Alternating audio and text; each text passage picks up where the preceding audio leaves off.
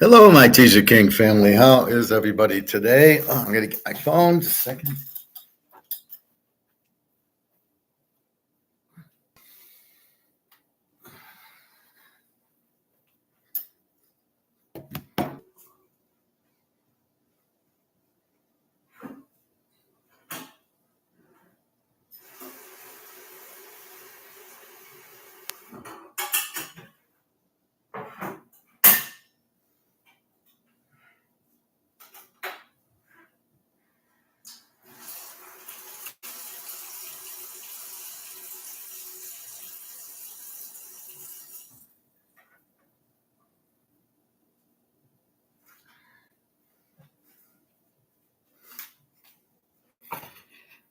Sorry about that. I was just charging it, and I said, I'll take it off the charger when I start, and I was going to take it off before I went live. Anyway, how is everybody today? Hope you're well. Normal day. Watching some stoic videos, which I'll share with you, which I think you'll like.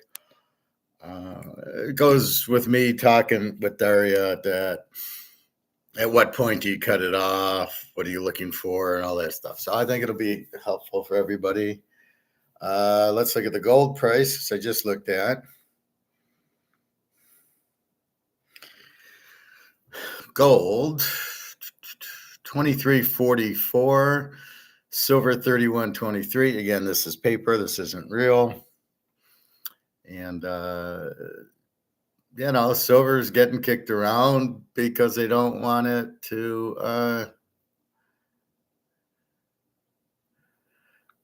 they want to keep buying. I mean, you got to look at this logically. This is not a stock. This is about keeping the price down for price fixing. So countries like China and India can buy it. That's what this is about. This is not a stock. And as I said yesterday, people just want to think it's a stock and it's profit taking. It's, the price is going back down after it went up. They're just clueless. These people have no idea what they're talking about. I want to buy I want to buy silver at 31 and it went up to 32, lower the price back down. I want to buy more until the Ponzi scheme's off when they can't. When there's no more inventory and the Ponzi scheme ends, then it goes to physical. And then it's like the Super Bowl. All the tickets are bought. Now it's the secondary market. Now you're selling your ticket that you bought for $500 at the 50-yard line for $5,000. And that's where we're headed to with silver. Not there yet. All right. Gold, they can't play as much of a game because all the central banks are buying gold. And it's not the silver's needed for solar panels and electric batteries and stuff, computers, cell phones. So because it's more needed, they're trying to keep the price down for the people that need to, like Tomahawk missiles, they need 500 ounces. So it pays to keep the price down so they can make more of them. But you don't have that with gold. There's nothing that you're making with gold. It's just too expensive. So keep that in mind. You're not making anything with it. So they're really not trying to push the price down as much to make things as they are with silver. And gold's different. It's a Basel 3 Tier 1 asset. So you're going to sell it, you got to have it. Where silver, they're still playing the games with it. Just 1 second. My coffee's ready.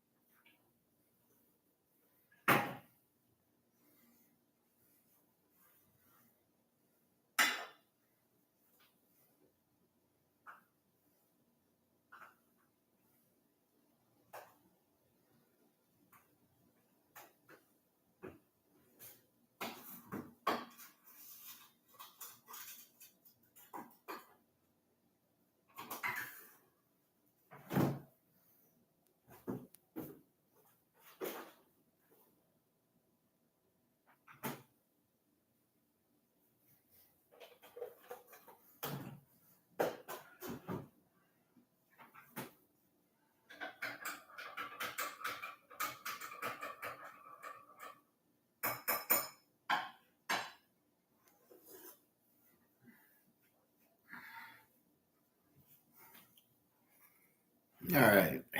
Now I'm all set. Um, so again, the gold and silver is not a free market item, so therefore don't treat it as. So we know the prices are way, way too low. Amazing how some of these people just don't get it, and there's nothing you can do. You just understand that. That's the stoic part. You understand they don't know what's going on, and then they say, "Oh, it's inflation is the price is going up," and you just laugh. You're going, "No, that's not what it is. That's the effect, but not what it is." So now that happened to me at the pool. Then we'll get into baseball. So I'm in the pool.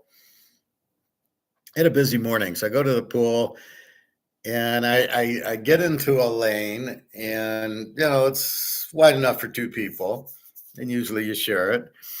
And there's a guy and his mother on the other end, but they're right in the middle of the lane.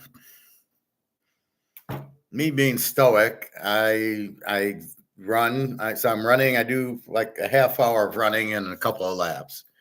And so I get near the guy and I go, "Excuse me, or pardon me, I'm trying to get through." And he doesn't want to move, but he kind of moves. So I go touch the wall and start coming back. And then I do my lap and then I come back. Now what do I do? Pardon me, I'm coming through, I'm doing laps. And he kind of doesn't want to move. So he's with his mom. I mean, the guy's like a 5-year-old. So he finally moves. And I go to his mother and I go, "It sounds like somebody needs attention here." Because he needs me to keep asking him to move means he needs attention, because he's not obviously smart enough to figure out he needs to move. I'm doing laps means I keep coming back. So he comes back and he says, "Well, it sounds like you need attention." And my spider senses are tingling then. I'm like,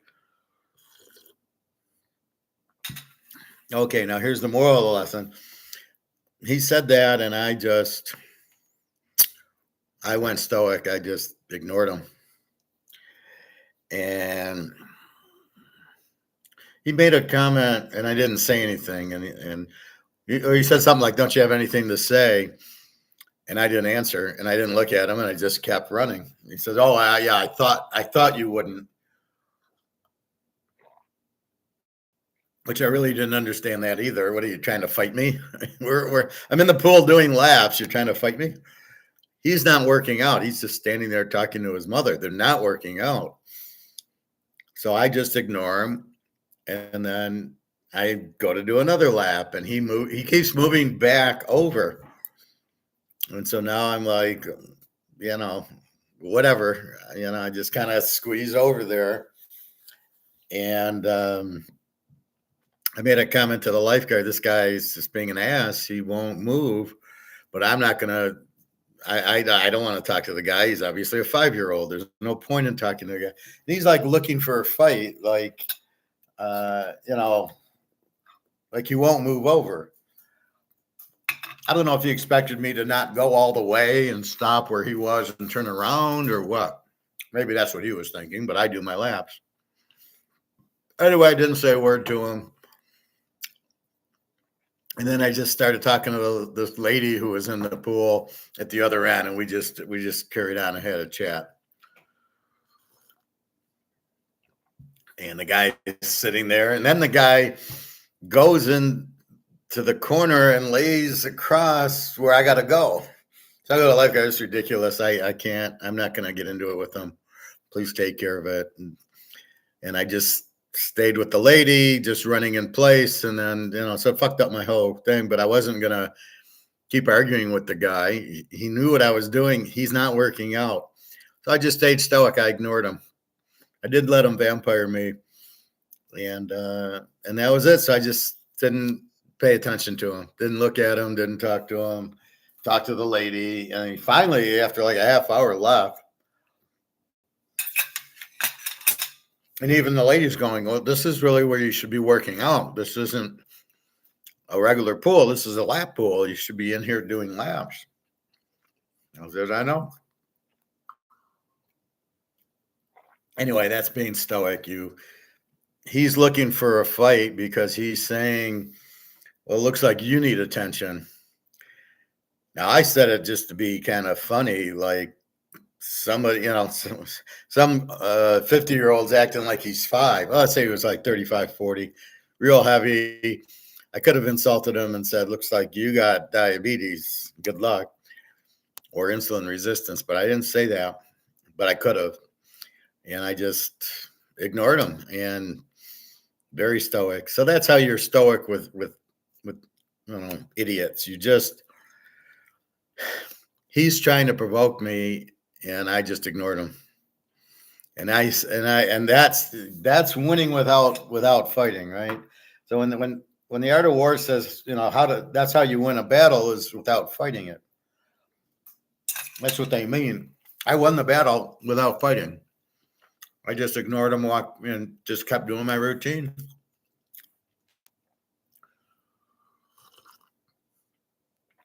And he keeps moving over like he's like saying, I'm here first, so therefore, why should I move? You can use the rest of the pool. I kept saying, I'm doing laps, so I go from one end to the other. That's what laps are, fella. This is a lap pool. That's what everybody does in here, are running or swimming laps, not that. So anyway, that was my stoic moment. Before that, I had went to, I checked my bank for unemployment. So I file unemployment on Mondays. It normally hits me Tuesday. Well, I knew with the holiday, I still was able to file Monday online.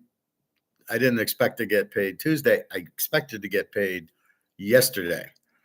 So I go in last night expecting to see my money. I don't see anything.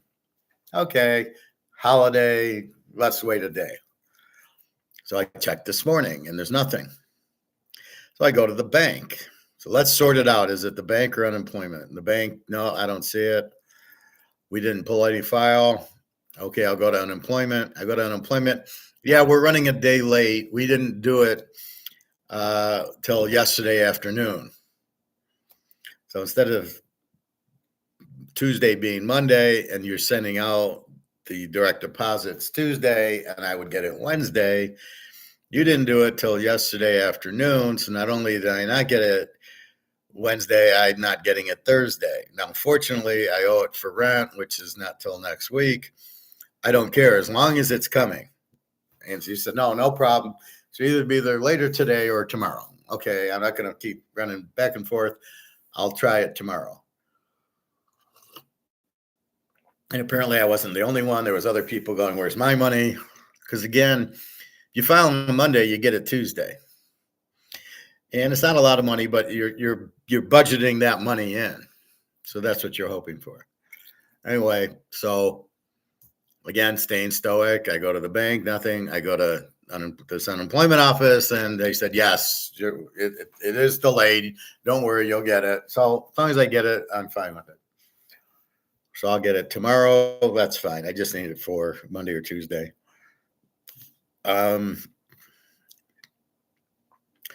Still no word from Daria. I don't know where she's at. Somebody else has her phone. I don't know what's happened. It's very unlikely. She hasn't blocked me. It's very unlikely what's going on here. Nothing makes sense. And I'll play you a stoic thing to go through that. So after talking to some people, I texted her last night, said, look, I can't do this. It's very hard. You're making my blood pressure go up. I'm worried. This is not stoic living, peaceful. So I will just wait for your text, as we talked yesterday. So the idea is you got a girlfriend or a wife, if you're a guy, and you get into patterns. So you're waiting for your girlfriend or your friends or somebody, your kids, to text you, and you text them, they text you back. And in this case, it doesn't make sense. I mean, this has been going on before the war. It's 2-3 years, and I've known her 5. So before that, I used to talk to her, and then we lost communication, and then we ended up hitting it up on WhatsApp, she hits me up, and then that's good. So we've been together ever since. How much do I believe? Well, I believe a lot of it we need to meet, because once you meet, it's all different. So I was telling you this, I was telling a story about Lena, a girl from the Ukraine, and I would talk to her, and she said, "Oh, I love you," and everything. And then I met her in person, and I said, "Well, do you love me?" And she says, "Well, not in real. We haven't met in real. I don't love you in real. I just love you on the internet." I said, "Okay." And I spent a week with her and her friends. And at the end of the week, we're going back to the airport. I go, "Now what do you think?" She says, "Yeah, now I love you in real." And I normally get that. So I need to meet Daria to cement it. But I think what she's saying is real. I can feel that. I trust that. And we see each other enough on video, and she sees me here that I think she knows what she's getting. I think she's happy. Um, so that's why I keep waiting for the meet. I was hoping for January, and now I was hoping when the spring break, and now I'm hoping for July, and it keeps getting pushed back. So I'm just like, whatever, and then I'll go meet Jenna, and then we'll go from there. But see, me and Jenna have met, and there's a whole different thing. We text every day, and if I miss a day with Jenna, I'm not worried. She's in the middle of a war. That's the funny part is she lives in the middle of a war. She has no problem texting me, but she doesn't work. Daria is probably working. Who knows? The problem with Daria is she tells me after. Oh, my daughter, her phone went dead, her charger went dead, but she needed a phone for school. So I gave her mine, and she's had mine for the last 3 days, which is why I didn't text you. Okay, that would have been nice to know when you gave it to her. By the way, I'm giving my phone to my daughter for 3 days. I won't be able to text you. That would have been a nice thing to do. And she didn't do it. And then after, where have you been for 3 days? And she did. Her router went out, and she actually emailed me. I told her to email me if you ever can't get a hold of. And she emailed me saying my router's out, and it should be back on by the weekend. So I lost her for 3 days, but she actually emailed me there. So this is really weird. It's been like 8 days now. But I don't text her, so I'm not. When I get the text, I get the text. Rent's due next week. I'm sure I'll get a text. And I ain't giving her a penny till I get some answers. And she needs to get stoic with me and explain things. So if you're getting into a relationship, you're looking for patterns. Oh, okay. Like Jenna, every morning I get a text. Do I want that or not? Okay. But with Daria, it's every day, and then all of a sudden you lose a week, and you're like, what the fuck? Where are you? So we'll straighten that out when we meet. You have two things. She doesn't love me, and she's just fucking with me, but I don't buy that because I help her with rent and food. And some lady goes, "Well, you think you're getting scammed?" And I go, "If I'm getting scammed for $200, then fine. I have no problem feeding somebody in Russia with a daughter, so they can eat. Yeah, that's fine. She's not asking for a house or a car or $20,000 or anything." It's funny. She did ask me for implants, which I did give her. It was a grand. It was $500 a tooth, but she went and showed me where she had a problem, and then she got the implants, and she showed me, "Look I got the implants," which makes it 100% real because she would ask for it and then not do it. Anyway, so I'm just waiting impatiently for her text, and by not texting her, I don't get as high blood pressure as that. Anyway, so that was my fun. So unemployment should be there tomorrow. Might be there now already. And then the idiot at the pool, I've never seen him before, and I'm there every day. And the Darius story, this will be fascinating how it ends. We'll see. We'll for sure hear next week. All right. So So we know gold's bullshit. We know it's a Madoff 23.42 right now, 31.23 silver. And what kills me is these guys think it's volatile. It's not volatile. It goes up, and as the price is too expensive, they short it to get the price down so the Chinese and Indians can buy it. I mean, that's simple. All right. Who is texting me here?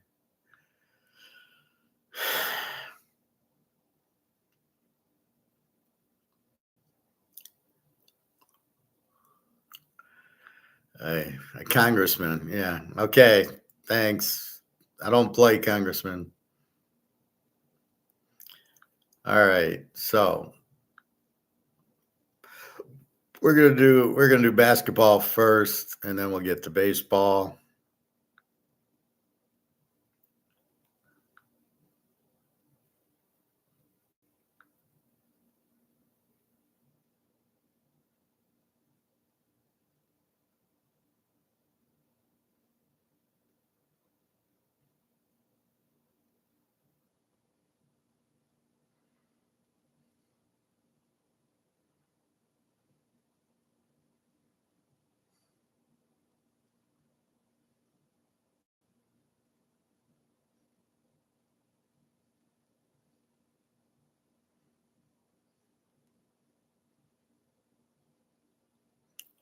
All right.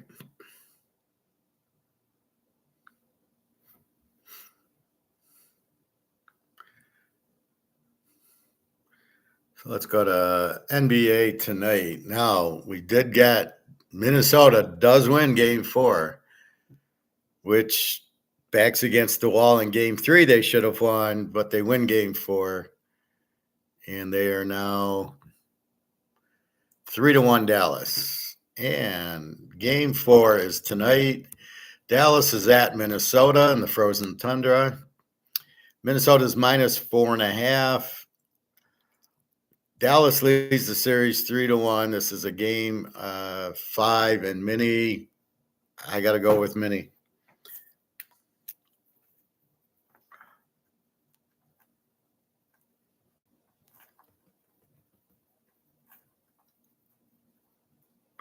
-4.5. Yeah, I'll play it for 5 units. So Mini has to win. They finally won. So I didn't play game 4. I played game 3 because their backs were against the wall. And then they go down 3-0, and I go, well, it's just a bad matchup. And then they finally do win by a few points in Dallas in game 4. That's a big lift because they won in Dallas. They finally beat Luka Brasi. So I like Minnesota. Have to win. They finally won. They figured it out. Must win, back against the wall, and they're at home. So let's see if they can win a home game. So I'm taking Mini -4.5, just small for 5 units. But really, you bet Mini today, you bet Mini tomorrow or the next game. You don't really have a choice. And that's the only ball game until the finals. All right. Major League Baseball. Let's see how we did yesterday. We have the Dodgers, 5 units. It wins. San Diego, 5 units. And what's his name? Hugh Darvish. He was disappointing. So that one lost for 5 units. Baltimore, 5 units wins. We got the White Sox under 7.5 for 10 units. And their stud with a .89 ERA gives up 8 runs. I mean, it was like in the first 2 innings, it was like 6-0. You're like, this guy's supposed to shut him out. He's got a .83 ERA. So I lost that. That was a 10 unit, but I hit the Kansas City under 7.5 for 10 units. So those wash out. We hit the Yankees under 8.5 for 5 units, and we lose Houston. The Verlanders. Now, it wasn't Verlander's fault. It's 1-1 into the 10th inning, and then I don't remember who they play. We got the win 2-1. I looked at it. Why I didn't play it under? because Verlander's going to shut him out, and it's just a matter of the other pitcher. The other pitcher had like a high 3 ERA, so I didn't think I thought Houston Altuve's hitting that they would be able to score a few runs. So normally in that one I should have went under, but I took the Verlanders, and again it was 1-1 into the 10th innings. There's nothing wrong with the play. It was another 8 inning, 2-hit shutout, or 2-hit. They got 1 run. So we hit the Dodgers. We lose San Diego. We're even. We hit Baltimore for 5 units. We break even on our 10 units. Chicago under, KC under. We break even on the Yankees under, and we lose Houston. So it's even. We make 5 units on Baltimore. So there you go. The other games, Oakland over 8, loses. Atlanta over 8, wins. Toronto wins. Cleveland over 11, wins. Pitt, game 2, wins. Philly wins. So the games I'm not playing, I probably should have. I got to switch it around. Why is it like that? The games, I'll do it in football all the time. I'll pick these games. Then I pick the other games, and I don't bet them. And they more times than not, I win them. And I go, why didn't I pick you instead of the one I picked that lost? The welcome to gambling. That's the fun part of it. You just like, why didn't I have Cleveland over 11? They're playing Colorado. They're going to score 100 runs. And I went with, I should have went with Houston under, but I went Chicago under because they had their guy who's 7-1 with a .9 ERA going against another 2 ERA guy, and you're assuming there won't be a lot of runs. All right, we got a lot of action already. These 1 o'clock games on Thursday. My apologies, but I had to go to the unemployment. I had to go to the bank. I went to the pool. So I'm home now. All right, the Cubs in Milwaukee 3-3 in the bottom of the 7th. Kansas City, Minnesota. Minnesota scoring a lot of runs, 7-4, bottom of the 6th. Oakland 4, Tampa 3, bottom of the 7th. And let's see and that's it. So those games are going on. And now we get to the 4-10 game. You got an hour in this. Houston and Seattle. So after facing Verlander and getting 2 hit, they get Spencer Spaghetti 2-5 with a 6.93, who pitched pretty good last game. So I'm watching his ERA go from 10 to 7. So he's getting better against Logan Gilbert, 3-2 with the 3.06. Let's look at Spencer Spaghetti's last 3 games. And his what's going on with him? So his first 5 games, he gives up. It helps if I look at runs and not hits. He gives up 7 runs the first game, April 10th, then 2-4, 2-5, 2-4, 3. Little pattern there. So his last 4 games, he gives up 2 runs, 4 runs, 3 runs. Oh, well, no. And then they're counting today's. So his last 4 games, he gives up 2-5, 2-4, 3. So the 5 was against the Yankees. So the Yankees, they kill everybody. I mean, everybody's got a 1 ERA. Then they face the Yankees, and they give up 5-6 runs. So 4 against Milwaukee, 3 against. So he gives up. The best has been 2, and then some 3s and 4s. So he's not what you're looking for in an under game. Against Logan Gilbert, 3-2 with the 3.06. Let's look at Logan. This is Seattle. Seattle is actually a 135 favorite at 7.5.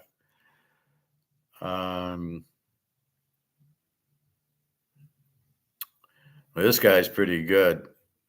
Well, he's had 1 bad game, gave up 8 runs, and it wasn't against the Yankees, against Minnesota. Those last 3, he gave up 3, 3, and 1. Before the 8, it was 0-0. So he's pretty good except for the 1 game. And this is against Seattle. Or this is against Houston.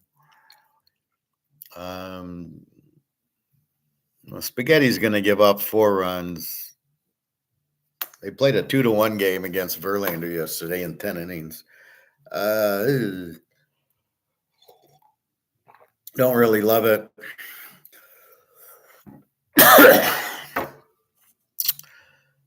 I think Seattle can score on this guy. I don't know what kind of offense they have. 223. Um,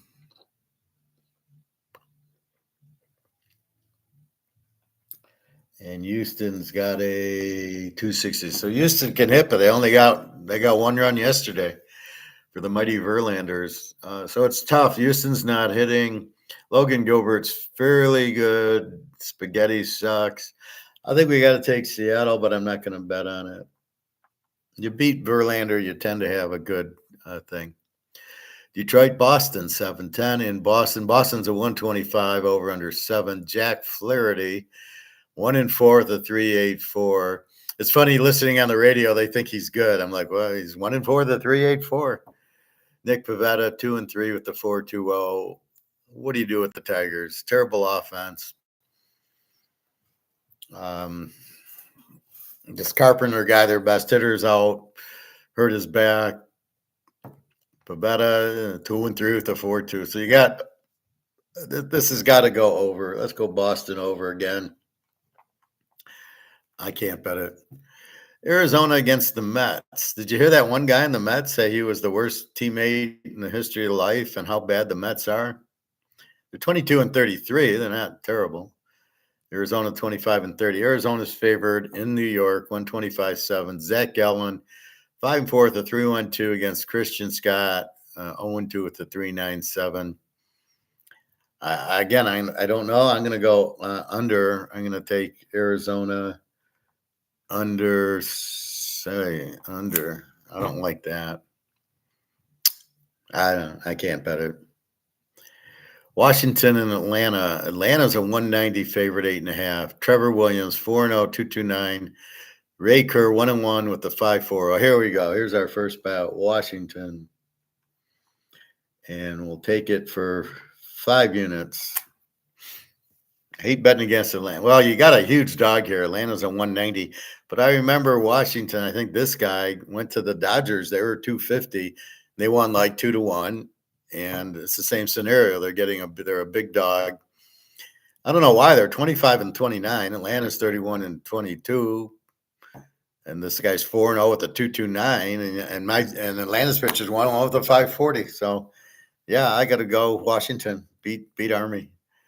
And the last game, the Yanks at California.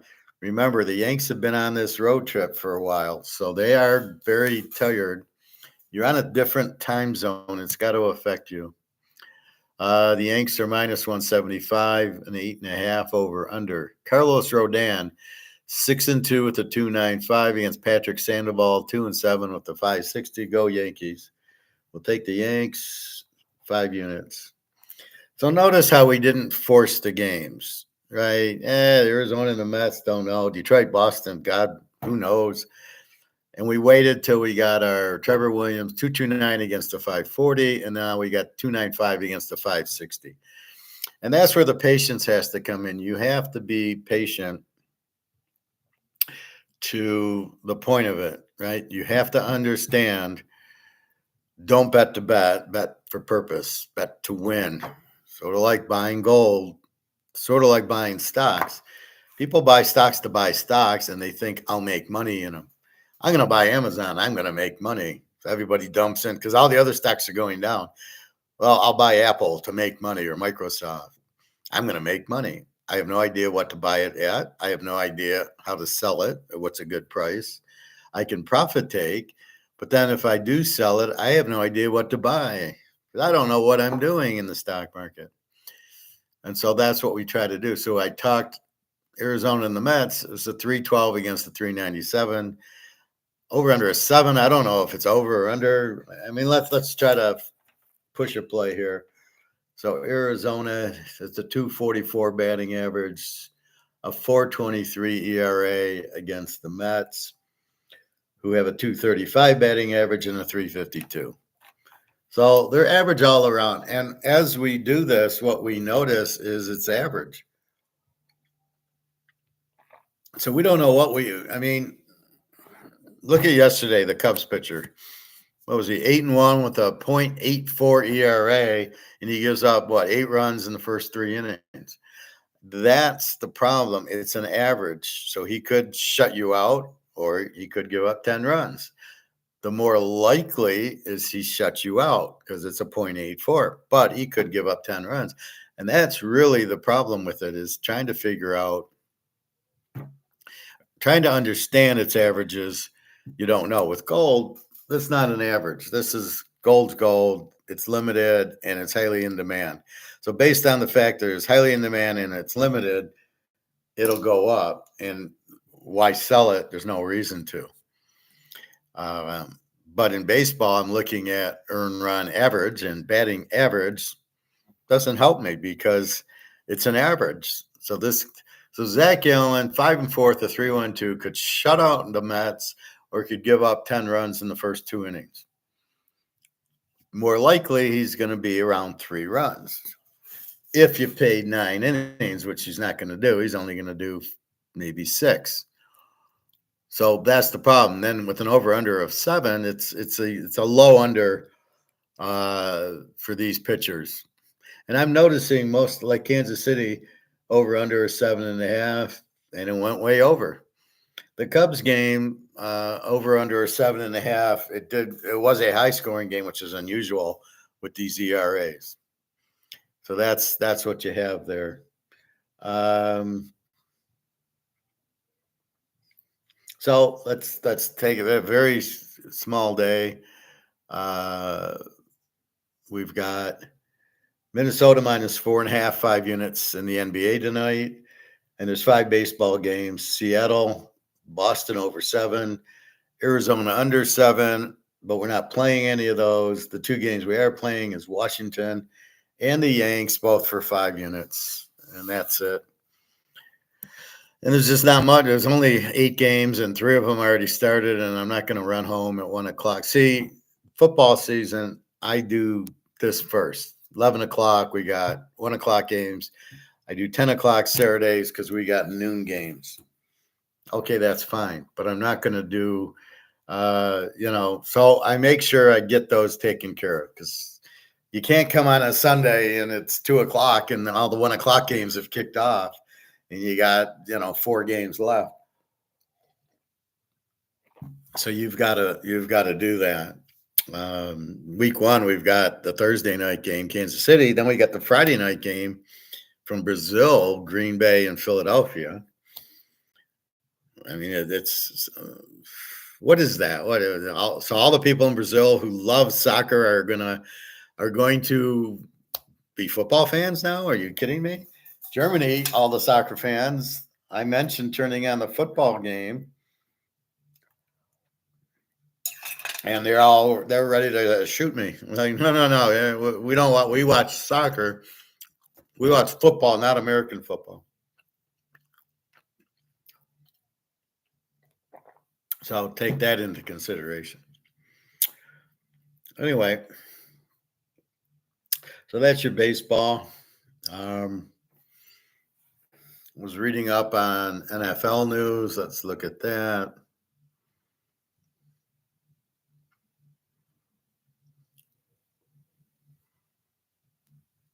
There was something there's 8 new head coaches.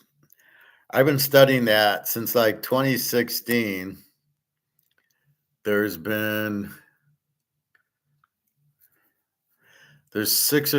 least 6 or 7 head coaches every year. I mean, it's ridiculous, and then the coaches don't know but they're not hiring good coaches. They're not letting Vince Lombardi go, or Don Shula, or Bill Walsh, or Bill Parcells. There's no coaches like that. They let Coach Pete go, which was surprising. Belichick, okay, he'd been there 100 years. He can't win without Brady. It was obvious. He doesn't know what he's doing, so let's get rid of him. So among 8 NFL head coaches with new teams, here are the odds of this, that, and the other. So I read this article. I never heard of half these coaches. So the first coach, the 8 coaches: Raheem Morris at Atlanta, Antonio Pierce at Oakland, Jared Mayo of New England, Brian Callahan, he sucks, at Tennessee, Dave Canales, never heard of him, Jim Harbaugh, from Michigan, Mike McDonald, never heard of, and Dan Quinn, he used to be the Seattle defensive coordinator 100 years ago when they went to the Super Bowl. Then he was coach of Atlanta and he sucked. Then he was somewhere else and he sucked, and now he's at Washington and he's going to suck. So Dan Quinn, Washington Commanders. It's unlikely, I don't know, whatever. They wanted this Ben Johnson, the offensive coordinator of the Lions, which is my point. Why don't the Lions sign him for a 5-year contract? Why do you let him go be the head coach of Washington instead of keeping him as an offensive coordinator? That's a bunch of bullshit. Well, we want him to grow, and if he wants to be head coach, well, he probably is not a good head coach. Just because you're a coordinator doesn't mean you're a good head coach. I don't see why you'd want Quinn. I don't know what he's going to do for Daniels. I'm not sure who their offensive coordinator is. Or Cliff Kingsbury. He's a horrible offensive coordinator. So I don't. Arizona got rid of him as the head coach. He went somewhere else to be the offensive coordinator last year, and he sucked. Don't get it. Raheem Morris, Atlanta. He's terrible. I don't understand this. Kirk Cousins has a season so bad the Falcons wind up. I don't know. It's unlikely. Morris has taken a job as considerable expense, even though the Falcons a quarterback who isn't expected to play this year. Based on what?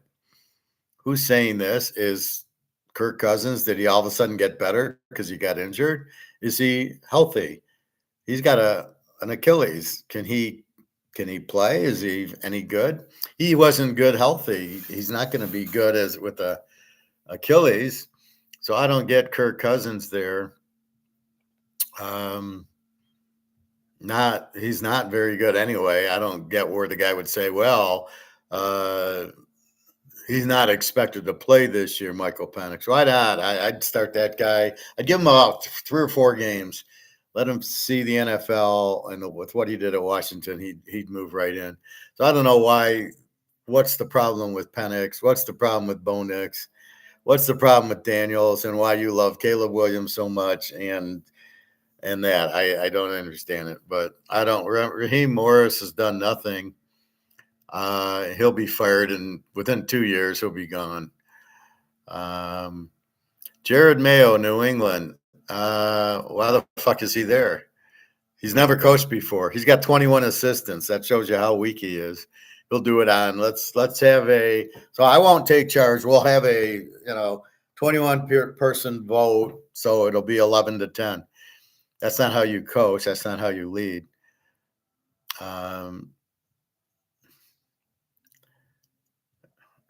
He's saying how more than likely Brissett will be the quarterback, and then Drake May, maybe gets in.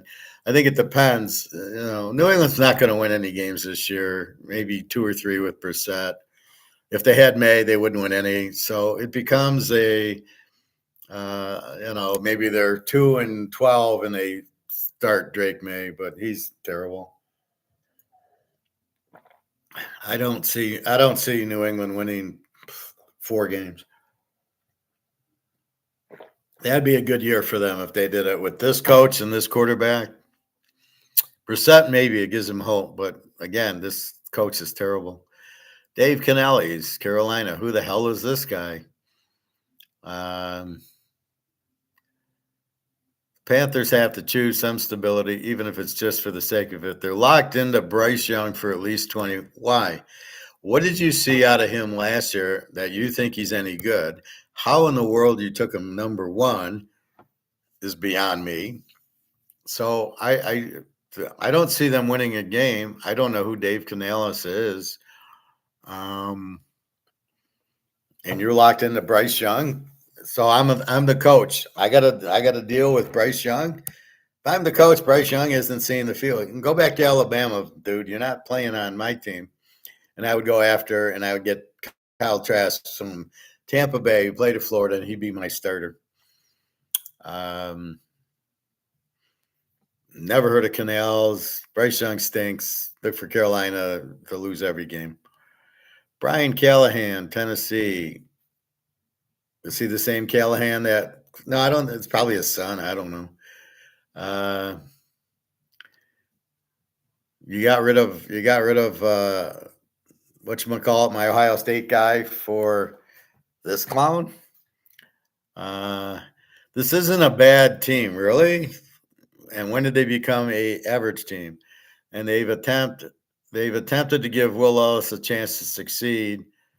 Will Levis sucks. Will Levis should never have been drafted. He wasn't anything at Kentucky. What the fuck are you doing? See, here's the problem. Will Levis and Bryce Young and they suck. And then the league sucks, and you wonder why the league sucks, because you got guys that have no business playing, and then you're like, well, we got to give him a chance. He's only, Bryce Young, yeah, he sucked last year, but let's give him another year. We got to give him 5 years to sucks before we are smart enough to realize he sucks. I mean, look at Fields. You gave him 3 years. He sucked. What point? Daniel Jones, why is he still on the Giants? Well, we've got to give him time. He got injured last year. That's because the guy's an idiot and he ran. He's not going to – what's he going to do this year? He's going to run. He can't throw. Yeah, we could give him Paul Warfield and Jerry Rice. He still can't throw. It doesn't matter. You don't have to give him 3, 4 Hall of Fame receivers for the guy to be good. If that's what you need, the guy can't be much good. So I don't know who this Brian Callahan is, Tennessee. I give them 2 wins. Only because they're in the worst division in football. Antonio Pierce with Oakland. No quarterback. He's got big problems to win. He's got a great defense. And he was a defensive player in the Giants, so under Parcells, so I'll give him a little bit of credit. Didn't do much with them last year. Doesn't have Gardner Minshew is your quarterback.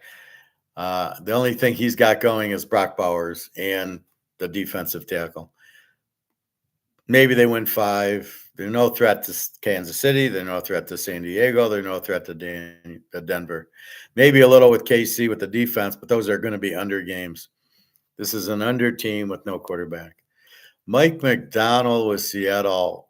I looked up, who the fuck is this guy? He's impervious to getting fired this season. So I looked him up. Assistant at Georgia. Not even an assistant coach, just an assistant for a few years. Went to Baltimore, was the linebacker coach, was the secondary coach. Went to Michigan as a defensive coach.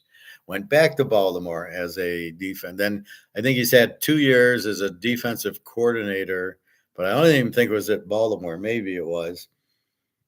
And yet the Seahawks would have waited an eternity for McDonald. He's impervious to getting fired. Well, when they started off 2-6, you fired Coach Pete. So I don't know how you can say that. How anybody could get rid of Coach Pete for this guy? You got to be kidding me. I don't see it. I don't see any resume. Another guy who's never been a head coach. To be a defensive guy at Baltimore, a big freaking deal.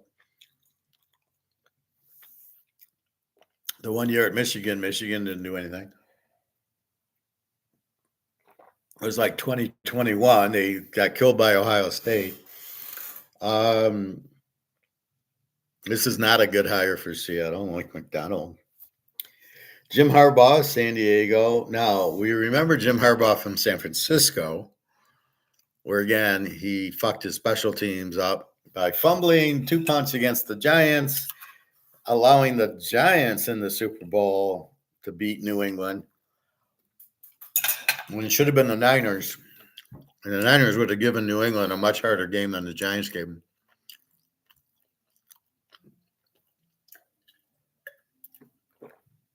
So Harbaugh, what's he going to run? The Michigan 6-man blitz defense, and they're going to run the running back 50 times in the pros, and he thinks that's going to win. You got a good quarterback. You fucked up, didn't take Brock Bowers. You don't have any wide receivers. McConkey is from Georgia is okay. I like him because he's from Georgia, but otherwise than that, he's not a first-round guy. He was okay, but he wasn't. Brock Bowers was the primary target at Georgia. Not getting Brock Bowers when you could have and gotten an offensive lineman is going to be a huge mistake.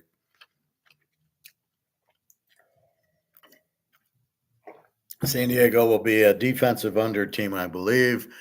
He won't use Herbert right. He'll want to run the ball too much. I don't know, but he's a good defensive coach, Harbaugh. But he cannot do quarterbacks. Fortunately, he's got Herbert, so he doesn't have to do anything. He's got the quarterback set. If he had Bo Nix, it would be a problem. But how he didn't draft Brock Bowers, huge mistake. And then he goes to Oakland on top of it.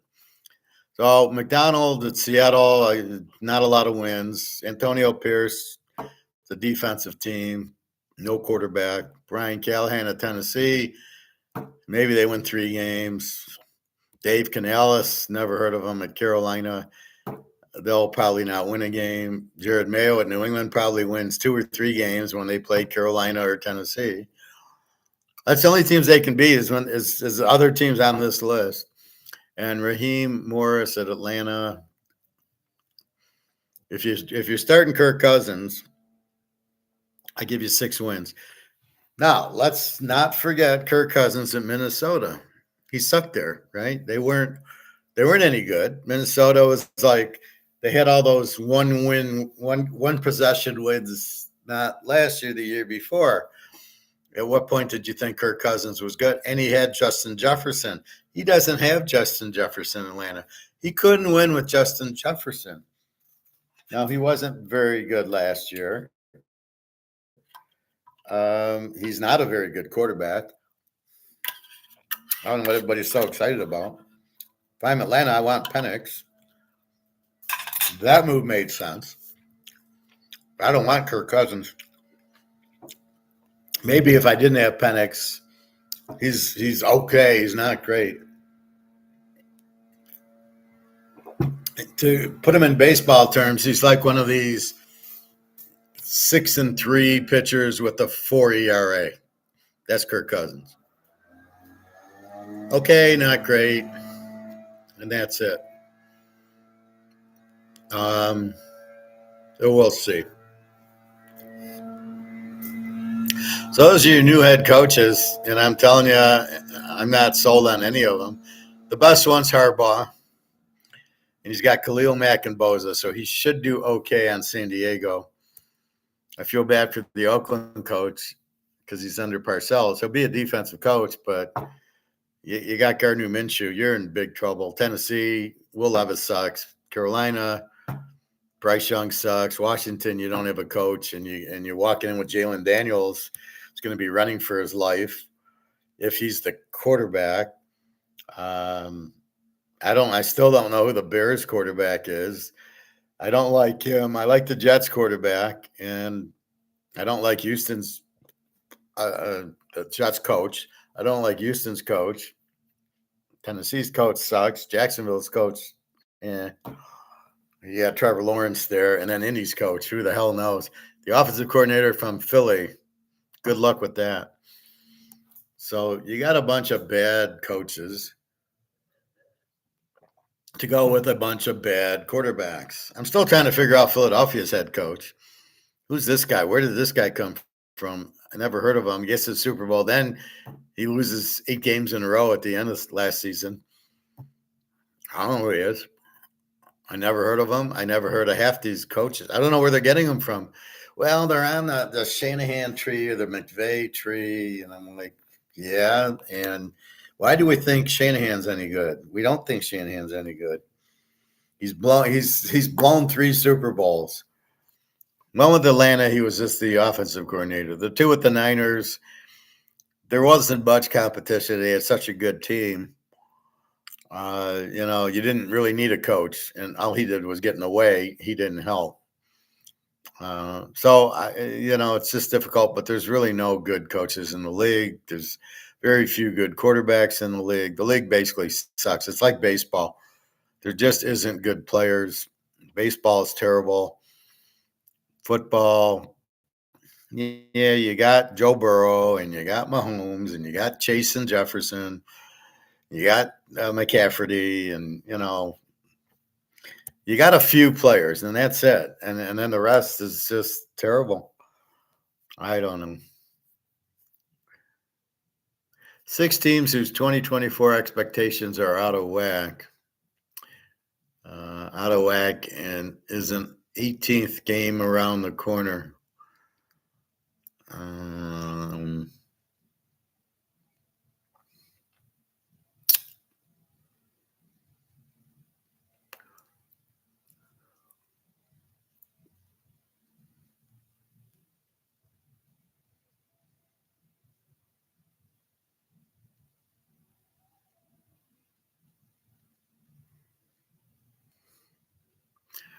So the 6 teams they list are Green Bay, Buffalo, Cleveland, Houston, Seattle. That's only 5 teams.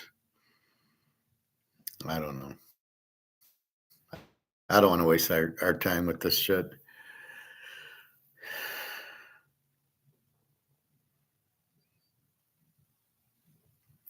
Jalen Waddle reportedly agrees to a 3-year. They really did a lot with him. These Alabama receivers kill me. Stenson Benson, I think we read about him yesterday, was out. Nick said with alcohol, but he was out, and he's back to compete with whatchamacallit, with Garoppolo. He's a lot better than Garoppolo.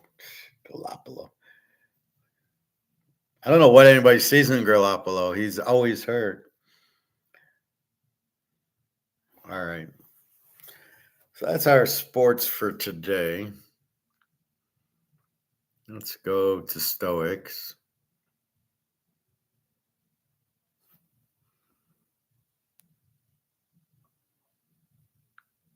In Stoicism, the preservation of one's moral integrity and peace of mind. Let's see, where do we want to go here?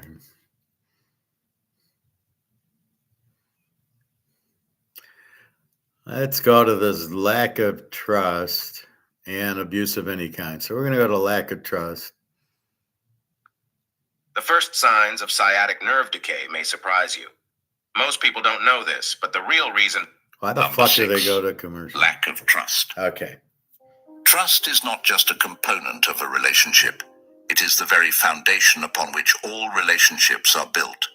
In the context of Stoicism, trust aligns with the virtue of justice, which emphasizes fairness, honesty, and reliability, qualities essential for any profound and meaningful connection. Without trust, relationships are unstable, filled with doubts and insecurities that hinder genuine intimacy and connection. Stoicism teaches us to be dependable and truthful, not only because these are virtuous qualities, but because they foster an environment where trust can flourish. When trust is lacking in a relationship, it's often because these Stoic values are not being upheld. This absence can lead to a cascade of negative emotions and behaviors. Suspicion replaces openness. Fear overtakes hope. So that's what I'm going through right now, is the lack of trust. Where is Daria? Why in a week she hasn't texted me? Now, I'm really not, I don't know if it's, we'll get to a communication one, but those are what I'm feeling. And it's more, do I not trust her? I don't think she's with anybody else. It's the lack of communication. And then you start going, how hard is it to take a minute and text me that I'm working, I just got home, going to sleep, hope you're well. And I'll be working the next 4 or 5 days, and then I'll text you. She does everything backwards, where after the 5 days, she'll say, oh, I was working. Yeah, well, that's great, but you need to communicate. Now, part of it's my fault to make sure she understands that communication. I've told her, but this is what I'm going through, and this is the problem. You can't, it can't hurt you, right? She's got to be truthful and honest and text. If I say text me, at least good. I'm going to sleep. Text me. I'm okay. I'm just working all the time and I'm busy with my daughter. Then that's fine, and that's what I believe it is. But I don't really believe she's with somebody else. I have no qualms. No, that doesn't make sense. I read what she said to me, and that's what confuses me. I love you. I want to be with you. And then, well, if you do, then where the fuck are you for the last week? So that's what triggers is it a trust issue or is it a communication issue? And we'll find out. Right now we're in trust. And instead of moving forward together, individuals may find themselves constantly guarding against potential betrayal. Addressing the lack of trust involves returning to Stoic principles. It requires honest self-assessment and dialogue. Are my actions contributing to this lack of trust? Am I being as transparent and reliable as I can be? Stoicism encourages us to address these questions head-on, advocating for a return to integrity and straightforwardness as the path to rebuilding trust. If the trust issues stem from the other party, a Stoic might approach the situation with empathy and understanding, yet with the firmness to set necessary boundaries. This could mean initiating difficult conversations to uncover the root of the trust issues, or it might mean taking decisive action if those issues are found to be insurmountable. In some cases, maintaining your own peace of mind and adherence to Stoic virtues may require distancing yourself from relationships where trust cannot be restored. So that's where I'm at now. I know what I'm thinking, and I know I'm trying to be Stoic, and I'm trying to give her the benefit of the doubt. Why aren't you talking to me? What's the real reason? And that's where you've got to, as they just said, you've got to allow you've got to answer what's going on. Somebody take your phone, something with your daughter, something with work, something happened, you're injured. I can't jump to conclusions. There's nothing in here with Daria that says I can't trust her. I'm upset of the lack of communication, but it's not a lack of trust. I fully trust her. If she's married, well, okay, you got me. But she said she's divorced, as I am, so I don't have a problem. I believe that, and a lot of what she says and what she shows me and what she tells me, I believe it. So then we got to have this. Okay, does she not understand? I need the communication. Maybe so. Is that my fault? So I got to be a little bit more because I don't want to hurt her. So I might not say it, although I do say it bothers me when I don't hear from you for a week.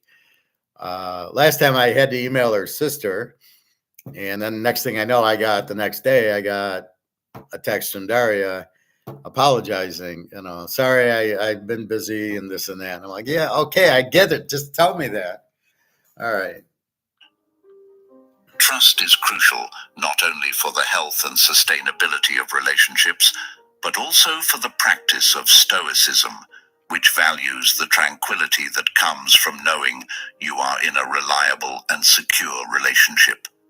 When trust is absent, it's a clear signal to reevaluate and possibly recalibrate the dynamics of the relationship in accordance with Stoic ideals.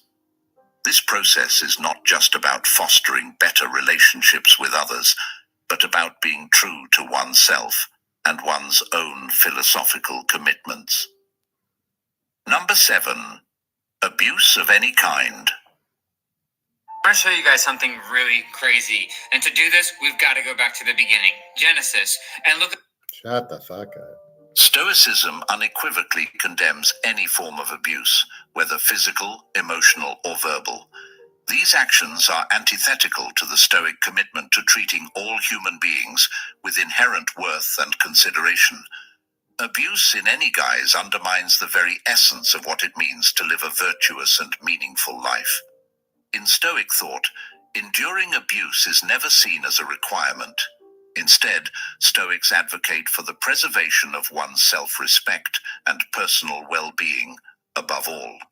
Marcus Aurelius emphasized the importance of maintaining one's inner citadel, unbreached by external misfortunes and injustices, including abuse. This inner citadel represents our ability to hold firm to our principles and to protect our mental peace. Recognizing and addressing any form of abuse is critical, not only for the sake of personal safety, but also for maintaining mental health and dignity. The Stoic approach to dealing with such violations involves a clear and immediate distancing from the source of abuse. This is not about retaliation. See, now that's exactly what happened to me in the pool, and it's exactly the way I handled it. He wasn't getting out of the way. I had to keep, excuse me, I'm doing laps, and he's being a smart aleck to me. And instead of bitching at him, like I normally would have done, I just went stoic and I just ignored him. I distanced myself from the confrontation that he wanted. I made the comment that he needed attention, and then he fires back, "Oh, it looks like you need the attention." And then he said, "Have anything to say?" "Oh, yeah, I didn't think so." Again, he's trying to attack me. And again, I'm staying stoic and I'm just doing my routine and I'm getting away from him and I'm distancing myself and I'm just staying at the other end of the pool saying, fuck it. This guy's an idiot. Obviously, he's a 5-year-old. What am I going to talk to him about? Hey, do you have any gold? He'd be way too stupid. So I distance myself to it. But that's an example when you get these guys and they start with the talking and the abuse, you just distance yourself. You just walk away. It's not worth it. They're idiots. And you just leave them alone. And that's that. And then I was fine. I just talked to this woman and I did my workout, took a hot tub and came home and I'm here. I mean, so it's what would be the point of having a conversation with a guy with an IQ of 2? What's the point going to be? So there was no point in it. But I distance myself, and that's an example of when you would. Nor harboring negative emotions, but about making a rational decision to remove oneself from harmful situations that violate Stoic principles. There you go. The process of distancing oneself from abuse also aligns with the Stoic practice of self-care, which is essential for fostering a life of virtue. It's about being proactive in preserving one's well-being, ensuring that one's environment and relationships contribute positively to one's moral and philosophical goals. If you find yourself in a situation where you are facing any form of abuse, it's crucial to take steps to protect yourself and seek help if needed. Stoicism doesn't just involve enduring hardship stoically. It also teaches the importance of acting wisely and courageously in the face of wrongful treatment, always with an eye towards safeguarding one's dignity and well-being. This might mean reaching out to trusted friends, family, or professionals who can provide support and guidance in taking the necessary actions to ensure safety and respect. Number 8, absence of growth or mutual support. I'm going to jump ahead. In the wake of a recent executive order, while America was distracted, the digital dollar. Number 10, destructive communication. In the Stoic philosophy, the emphasis on rationality and wisdom extends into how one communicates. Communication within any relationship should not only be honest, but also constructive and uplifting. This aligns with the Stoic idea that our words should reflect our virtues, and that through our speech, we can either uplift and support others or degrade and undermine them. Persistent negative communication patterns, such as criticism, sarcasm, and belittling, can corrode the very pillars of respect and understanding that support a healthy relationship. When communication becomes consistently destructive, it does more than just cause immediate hurt. It can fundamentally alter how individuals perceive one another, eroding trust and affection over time. The Stoic approach to this problem would involve a mindful examination of not only what is said, but also how it is expressed. Stoicism teaches us to control our reactions and choose our words wisely, ensuring they are in line with our principles of justice and kindness. This means actively striving to infuse our conversations with positivity and support, and when disputes arise, addressing them with the intent to resolve conflicts and rebuild understanding, rather than to win the argument or belittle the other person. Addressing and transforming destructive communication requires a deliberate effort. It may involve setting specific goals for how to speak and respond in conversations, practicing active listening, or even seeking external help like counseling to improve communication skills. The Stoic practice of self-reflection is crucial here. It involves regularly assessing our own communication habits and considering whether they align with our ethical and philosophical goals. If efforts to reform communication patterns do not lead to improvement, Stoicism also recognizes the importance of protecting one's well-being. In cases where negative communication is unyielding and damaging, distancing oneself might be necessary to preserve personal tranquility and integrity. This decision, guided by Stoic wisdom, is not taken lightly but is seen as a necessary step towards maintaining a virtuous life, unclouded by continual discord. Number 11. Disregard for personal needs. In Stoicism, the respect for personal needs and boundaries is seen as essential for maintaining both self-respect and harmony within relationships. Ignoring or trivializing these aspects can lead to significant imbalances, fostering an environment where disrespect and dissatisfaction thrive. Stoic philosophy advocates for clear communication and mutual respect as the pillars upon which healthy relationships should stand. When someone consistently overlooks or diminishes your needs, it sends a clear message that your well-being is not a priority within the relationship. This disregard can manifest as repeatedly overstepping boundaries, making unilateral decisions that affect both parties, or failing to acknowledge and validate feelings and preferences. So that's what I'm going through now. The other one is I don't like not hearing in a week, as probably most of you wouldn't like, if it's your girlfriend. If it's just a regular, like somebody like Irina, Alyssa, I don't need to talk to them every day. Whenever they text me, I respond. But Daria, I need to talk to every day. That's a very close relationship. And that's where I'm having the difficulty is the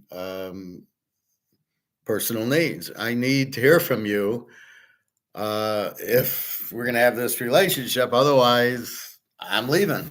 And that's where I'm at right now is what do I do with this girl? This is fifth or sixth time she goes away. I don't care if she goes away for a week or whatever she's doing. She's sick, the phone, whatever it is. She has a problem at work, but the problem is she doesn't take me into consideration going, well, I need to tell Howard this so he'll understand why I'm not texting him for the next 4 days. The problem is she does it after the 4 days. She says, oh yeah, my daughter needed the phone, her charger wasn't working. She needs it for school. So I gave her my phone for 4 days. I said, why didn't she text me then? She should have. So now it comes to trust. Are these excuses or are these really happening? I'm going to take you for your word, but then why aren't you telling me this up front? I'm giving my phone to my daughter for the next 4 days. I won't be able to contact you. Or at night, grab it from her. She said she needs it for school. Okay, when she gets home from school, you take it and then you text it. So this is the part I don't get. Where are you for a week? Does another guy meet you? Are you sick? Are you just working and then taking care of your daughter when you get home because she's got homework and you're making a meal and going to sleep? you don't have a minute to text me back. That's where it becomes a communication and a trust issue. And that's what I'm trying to deal with here. In this stoic world, I need my peace and tranquility. I'm very honest. So I need to be with that. And when I do hear from Daria, it's very nice. It's very tranquil and peaceful and very good. A lot of love. But when I don't hear from her, then it's the confusing part. And that's where I'm at. Is this, do I keep going, which is causing me, bad problems, or I'm trying to give her benefit of the doubt, but every time I do, I get this craziness. So that's where I'm at with her. And that's where if you get these problems, how you need to handle it is, just say, what are we doing here? You can't not talk to me for 5 days. If that's what you want, then I'll look for somebody else, and then we can just be friends. And when you text me, I'll text you back. And that's basically what I'm doing with Daria. I didn't text her today. I didn't think I could do it. I texted her last night. It says, "You're killing me. My blood pressure's high. I'm not peaceful. I can't, because I keep waiting for your text. So it's disappointing." So I said, "I'm not going to text you until you text me." And now I'm not waiting for her text, because when I do communicate with her, I am then expecting a response. So if I don't communicate with her, I'm not expecting the response. Now we'll find out everything next week, because next week she'll need rent, and it'll be 2 weeks on Wednesday. So are you really not going to talk to me for 2 weeks and then have the nerve to ask me for rent? And you think you're going to get it? I'm a nice person, so I'm helping her. She lives in Russia. She's poor. She needs help with rent. So her and her daughter aren't out on the street in Russia. Okay, I'm going to help you. But I don't have any rules. But one rule is, look, I get you can't talk to me every day, but give me a heads up. Hey, I'm working the next 4 days. It's a 12-hour work days. I'm busy with my daughter. And maybe she's telling me that when I get home, I'm busy. We got to do homework and, all this. I don't know. But when I miss you, I love you, I can't wait to be with you. Now you're fucking with me, because are you serious about that or not? And that's where it gets difficult, because in stoic world, I trust it. If you tell me that, I believe you. That's the other problem. I believe you. And if I believe you're telling me the truth, and I believe I can tell, I was telling my friend, I said, but I think I can tell if she's trying to scam me and bullshit me, or if she's being honest with me. And I think I can smell what she's cooking, if she's cooking a scam, and I don't believe she is. Like I said, I gave her money for her implants, and she showed me the implants. Well, if you're scamming me, you're not going to get the implants and show them to me. You're going to be grateful that I gave you the money to get the implants. So now you're not in pain when you eat. So I don't believe that it's a scam. And, she's a poor Russian girl, and so I'm helping her. I don't believe that's a scam. I think that's just helping out of, love and care. So that's where I'm at with that. So anyway, Such behaviors stoic again. not only undermine the trust and equality in a relationship, but also erode the individual's sense of worth and autonomy, key aspects that Stoics strive to protect. Addressing these issues involves first recognizing and affirming your own needs and boundaries. From a Stoic perspective, this is not about selfishness, but about self-care, ensuring that you are not compromising your moral and emotional well-being for the sake of keeping peace. The next step is to communicate these needs clearly and assertively to your partner or friend. This dialogue should not be confrontational, but rather approached with the intent to educate the other person about your needs and why they are important for maintaining a healthy relationship. However, if after these discussions, the disregard for your personal needs continues, it may be necessary to reconsider the dynamics of the relationship. Stoicism teaches the importance of surrounding oneself with people who contribute positively to one's life. If a relationship consistently fails to meet this criterion, creating more turmoil than tranquility, it might be wise to distance oneself. This is not an act of aggression or abandonment, but a measured decision to prioritize personal well-being and moral integrity. Key. So that's where I'm at. I tell Daria, you need to text me. I can't go 5-6 days without hearing from you. And that's really the point is I believe I've told her. I believe it's clear. But again, I don't know how good her English is. Seems like it's okay. Seems like she's reading it. And then why isn't she doing it? I can't go 5 days without hearing from you. Just tell me whatever it is you're doing, and then I'm fine with it. I don't care. Just communicate with me. And that she's not getting, or I'm not saying it right. So before I distance myself, I want to make sure the communication's clear because I don't know if it is. I think she gets it, but then it keeps repeating. And that's where I'm at is this last little section where what do we do with it? Are we sure we've explained it? And yet it keeps happening and it keeps bothering me. Why are you doing that? Are we going to meet? What the hell are we waiting for? Let's meet. Oh, you need the mother to come babysit. Okay. Well, tell the mother to come already. Now it's not easy. She lives in the US. She's got to fly to Russia. But again, that's an issue is the meat, but again, the war. And again, she's a single mother trying to take care of her daughter and having to work. So I've got to understand the whole picture. But all I've asked her is, please just tell me that, give me your work schedule. Say, look, I'm working the next 4 days. I won't have time to text you. Then I'm fine with it. I don't care if that's what it is, but don't leave me for a week and I don't know and I don't hear from you. And then somebody asked me in the pool today, she says, well, what if she never responds to you? And then I said, well, then I guess I just move on. There's nothing I can do being stoic. I can't force her to text me. I can only respond to so I'm at the point now where I've texted her for the week and no answer. So now I'm at the point where, okay, when she does text me, I'll respond. And that's why I'm saying if she doesn't text for rent, there's something wrong because nobody's going to turn down rent, right? So then we'll have to hear the explanation and then we'll have to say, look, you can't do this to me again.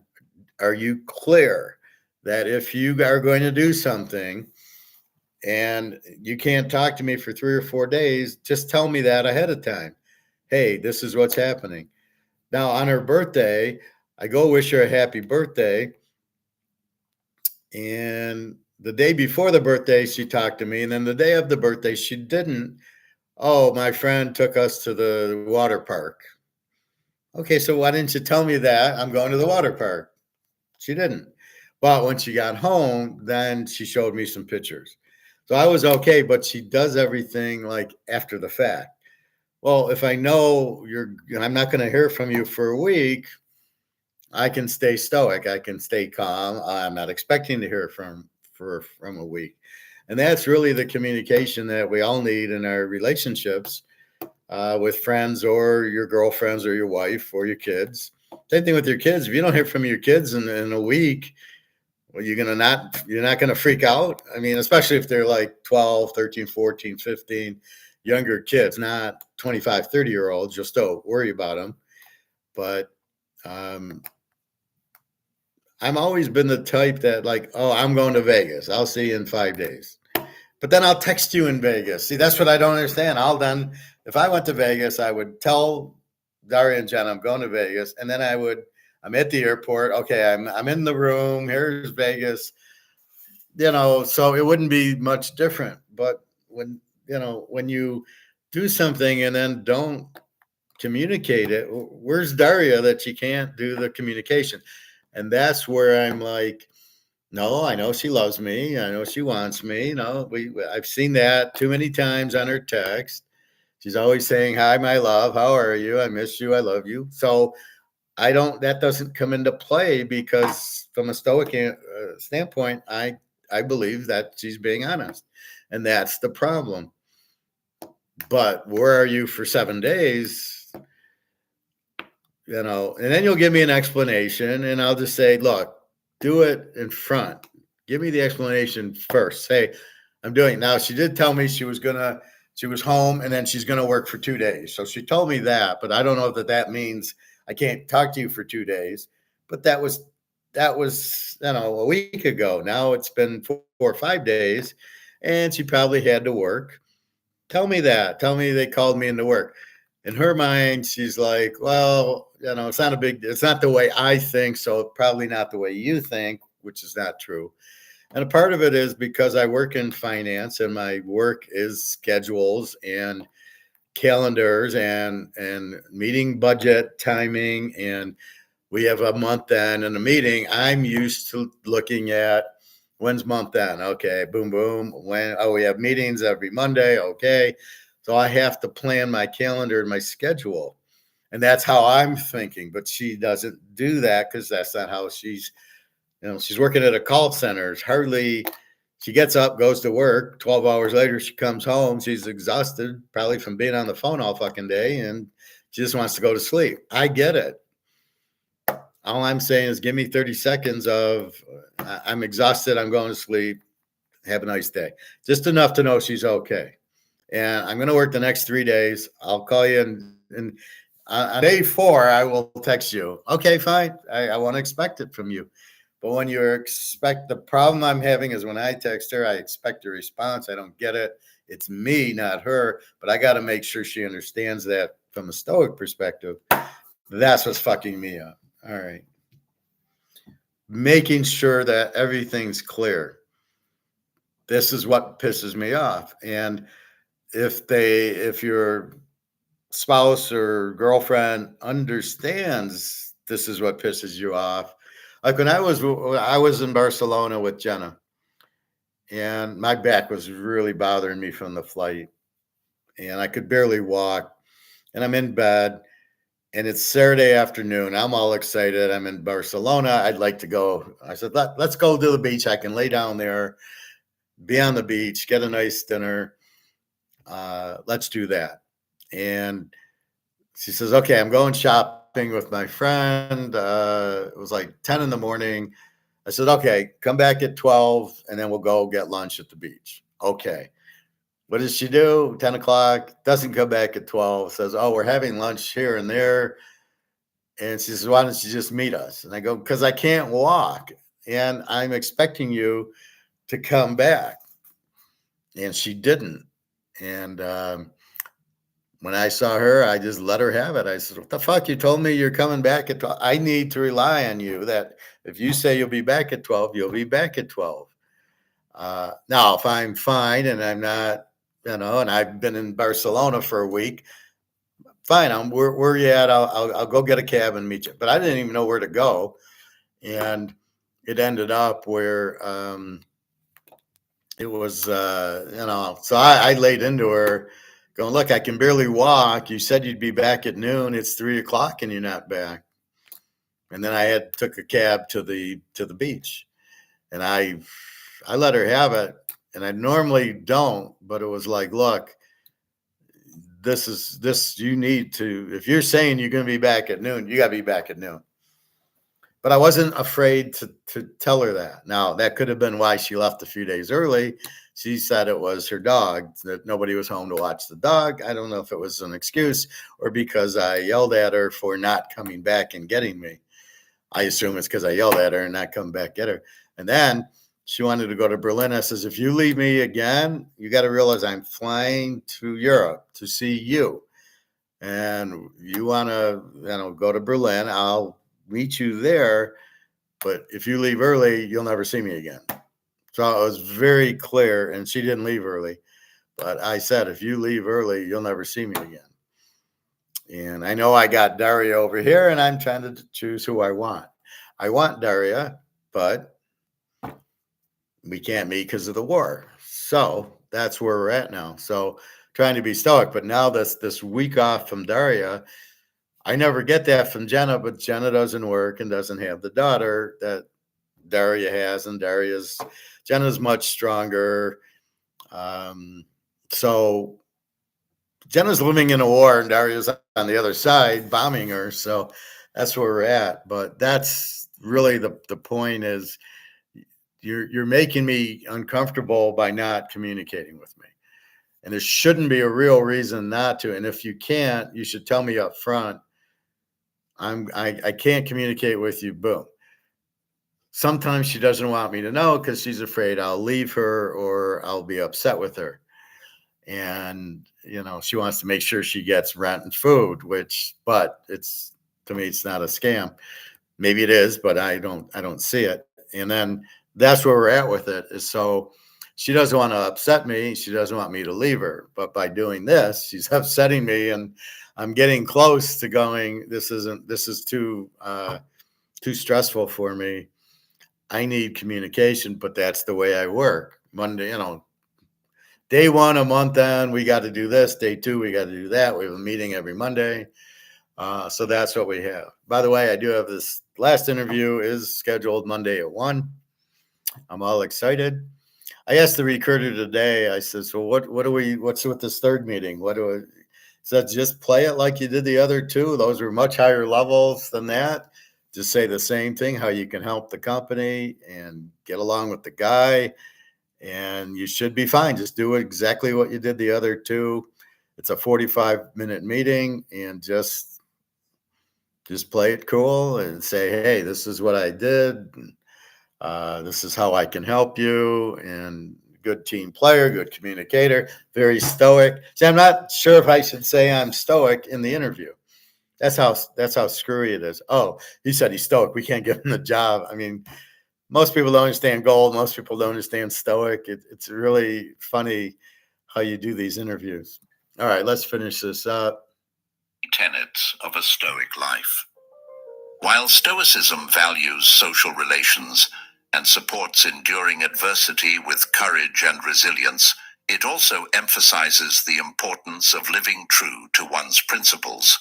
A relationship that fundamentally disregards an individual's needs is likely incompatible with the Stoic pursuit of a harmonious and virtuous life. Number 12. Tone, why should people join us on June 13th? Because the game's changed. And I know that sounds trite. Absence of mutual accountability. In any relationship, Number 12. Absence of mutual accountability. In any relationship, mutual accountability is not just beneficial, it's essential. Stoicism teaches us that being accountable for our actions is a fundamental virtue. This mutual accountability fosters trust and respect, which are crucial for any strong, enduring relationship. When accountability is lacking, it can lead to a breakdown in these critical relationship pillars, causing repeated misunderstandings and eroding the trust that forms the foundation of all healthy interactions. In Stoic practice, each person is encouraged to reflect on their actions and take responsibility for them. This includes acknowledging when one's actions have negatively impacted another and making amends where possible. The absence of this accountability in a relationship can lead to a one-sided dynamic, where one or both parties feel they are not being heard or respected.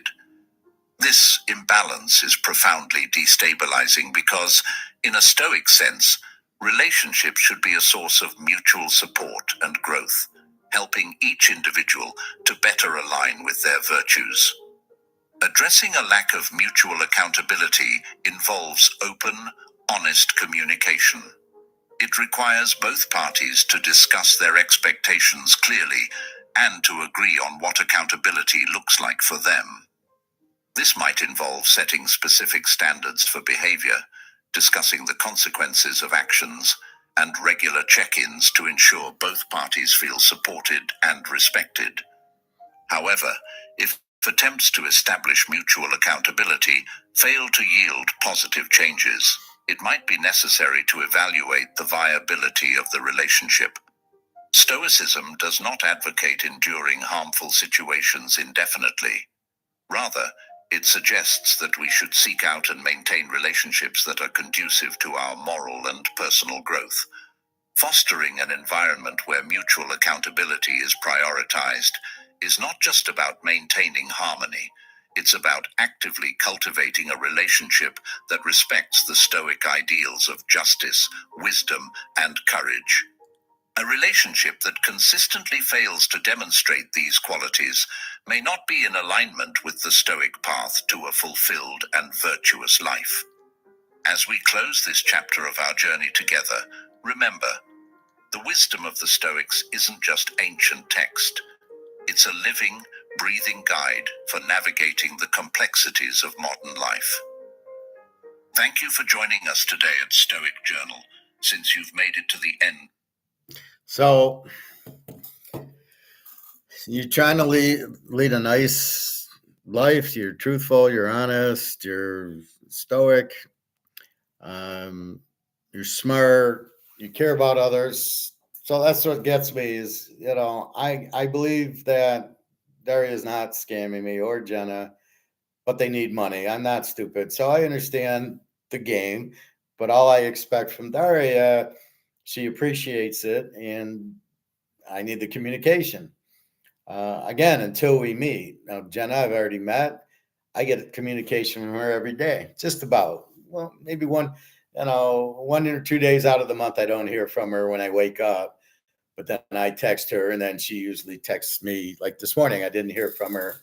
I text her, and then she texts me like 10 o'clock, which is 3 o'clock in the afternoon.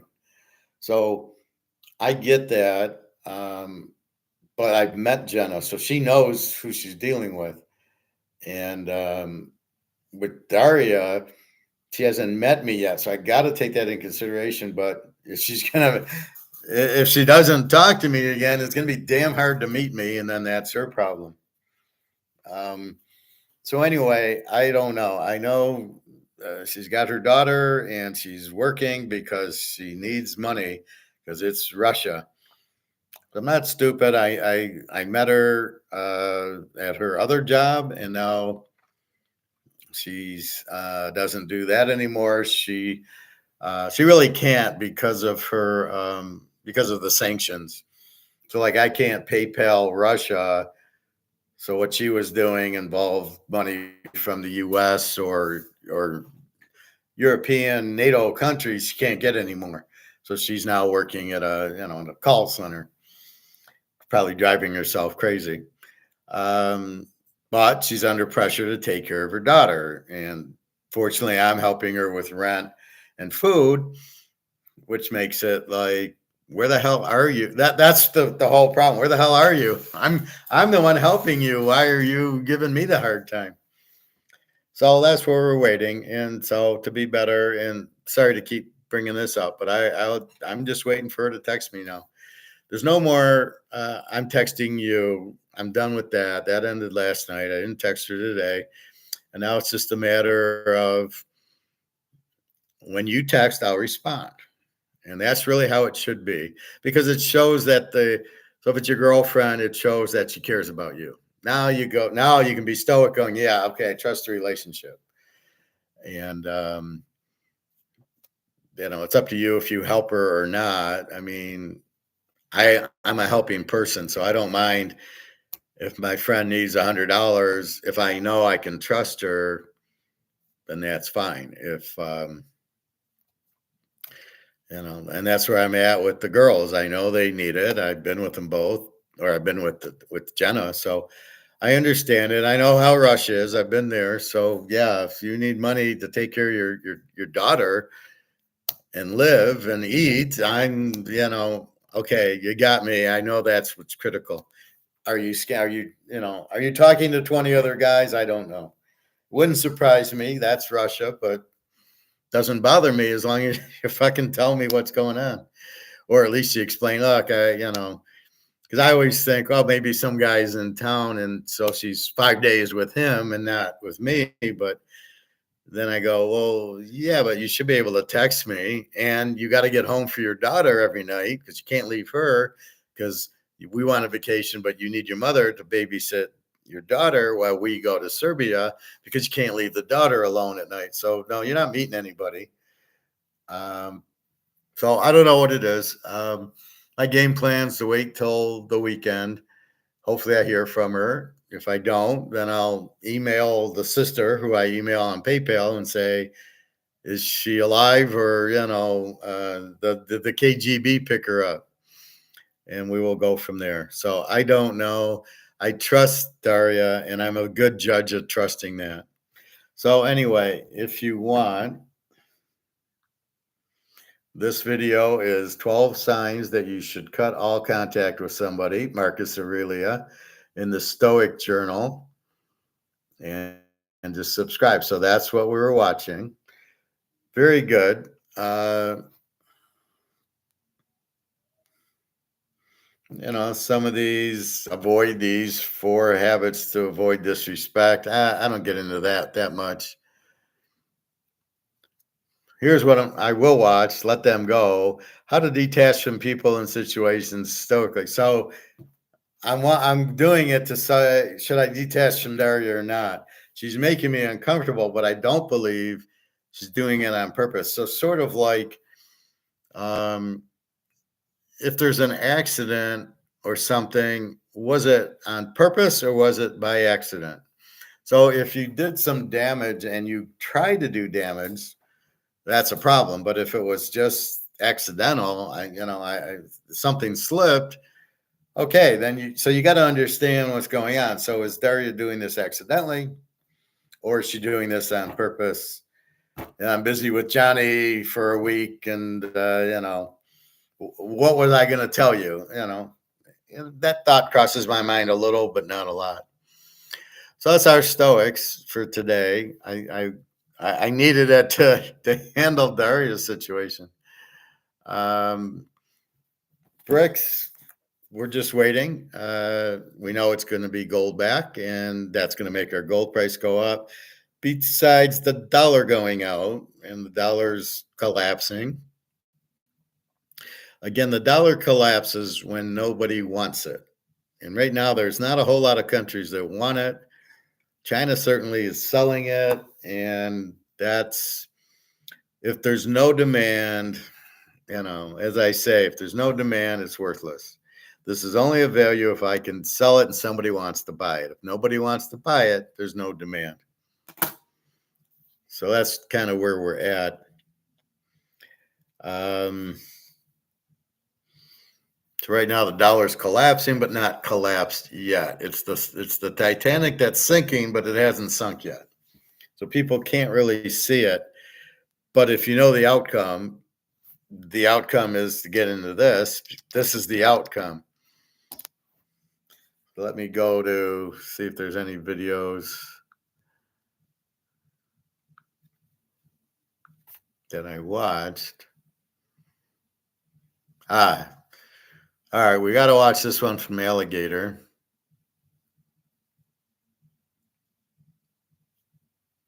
Okay, I saw this yesterday. I think it's a good one. We're going to watch it.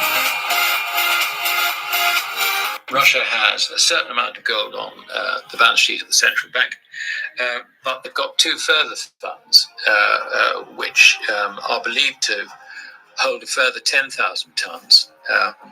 Now, we can't verify that, but I talk to people who are well informed in these matters, if I can put it that way, and that's the figure which keeps on coming up. So, I mean, and that means that Russia has got more gold than America officially says it has. Now, we know officially, we can be damn certain officially that America hasn't got that gold. So, this is a situation where, the king rat of fiat currencies is completely unprotected.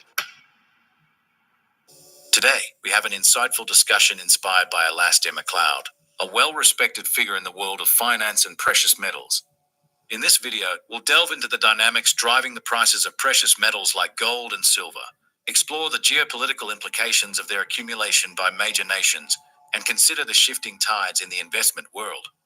MacLeod's analysis provides a compelling narrative that challenges conventional market perspectives, especially regarding the true value and strategic importance of gold and silver. So, without further ado, Let's dive into the intricate world of precious Alligator. metals and their profound impact on global economics and politics. Alastair We already McLeod know all begins by this. highlighting the current market dynamics for silver, emphasizing a scenario he describes as bid only. This phrase indicates a market with substantial buying interest but little to no selling pressure, leading to a continuously rising price. Unlike many market analysts, See, that's what's going to happen when COMEX blows up. There won't be the drops because there's not going to be anybody selling it. It's just going to go up, which is what I've been saying after COMEX blows up. So we're waiting for COMEX to blow up. Then it'll be just straight line up, and that's it. So right now, the volatility or the down is COMEX doing the paper, gold and silver, knocking the price down, and that the gold's ending very soon. The silver, probably not much longer. To predict specific price targets, McLeod focuses on understanding the underlying factors driving these trends. One key factor is the ongoing accumulation of silver by various entities, particularly China. This strategic stockpiling suggests a long-term view on the value and utility of silver, diverging sharply from short-term trading perspectives. China's approach to silver and gold stockpiling is contrasted with historical actions by the United States. McLeod points out that, unlike the US, which has periodically sold gold to manage market perceptions, China appears to be hoarding its precious metals. This hoarding behavior indicates a strategic plan to leverage these resources for economic stability and possibly geopolitical power. McLeod also references the contentious issue of US gold reserves, particularly the difficulties the US faced when Germany requested the return of its gold stored at the New York Federal Reserve. This incident raised suspicions about the actual availability of these reserves. The narrative continues with a deeper dive into the gold reserves held by China and Russia. McLeod estimates that China might have over 30,000 tons of gold hidden from official accounts, accumulated since the 1980s. Similarly, Russia is believed to possess substantial off-the-books gold reserves, potentially around 10,000 tons. These hidden reserves give these nations significant leverage over the US. Russia's got Its dollar-centric 25,000 financial tons. system. The ability of China or Russia to reveal these reserves and adopt a gold standard could destabilize the US dollar, reshaping global economic power structures. Before we begin, don't forget to subscribe to our channel for more expert insights and analysis. There's an old-fashioned statement in the markets which covers this. It's bid only. In other words, the upside is whatever you want to dream it. I'm not in the business of forecasting prices, really. I just try and analyze the current situation. I don't sort of have price targets, which I know lots of brokers, researchers do. But I think that, you should be aware, and people should be aware of the dynamics driving the price. And this is something that's not going to stop soon because there isn't the stock available. There has been an accumulation of stock over the years. If you read the forecasts and the records of the Silver Institute, but I think quite a lot of that has been stockpiling silver, and I think that China in particular has been stockpiling silver. So what do they do with this stockpile? I mean, they see the price rise. Do they do what the Americans have been doing with gold over the decades? When you see gold going up, it's a bit embarrassing. So what you do is you sell a bit in the market and try and drive the price down. No, they don't. They need that silver. They're not going to part with it. I can't see anyone who has accumulated stockpiles of silver selling into this market to try and suppress the price, because they know they'll lose it. They won't come back. They don't want to get into the situation where the Americans are in, with the US Treasury having sold gold. There is no doubt that the US Treasury does not have the gold. Because if I sell my gold, then what happens is I'm back in this, which I don't want to be, because this is sinking. This is going to zero. So if I do sell this, this isn't profit taking, because I got to get back into this, and I don't want to be in this. So this is what is critical: is you don't want to sell this to get this. If there's the BRICS gold back currency, then maybe you sell this to get that, but you're really getting gold anyway. So what's the point? You're better off just holding this. And as I hear, oh, how do I go to the grocery store with it? I mean, people, You own a Rolex. Do you say the same thing about that?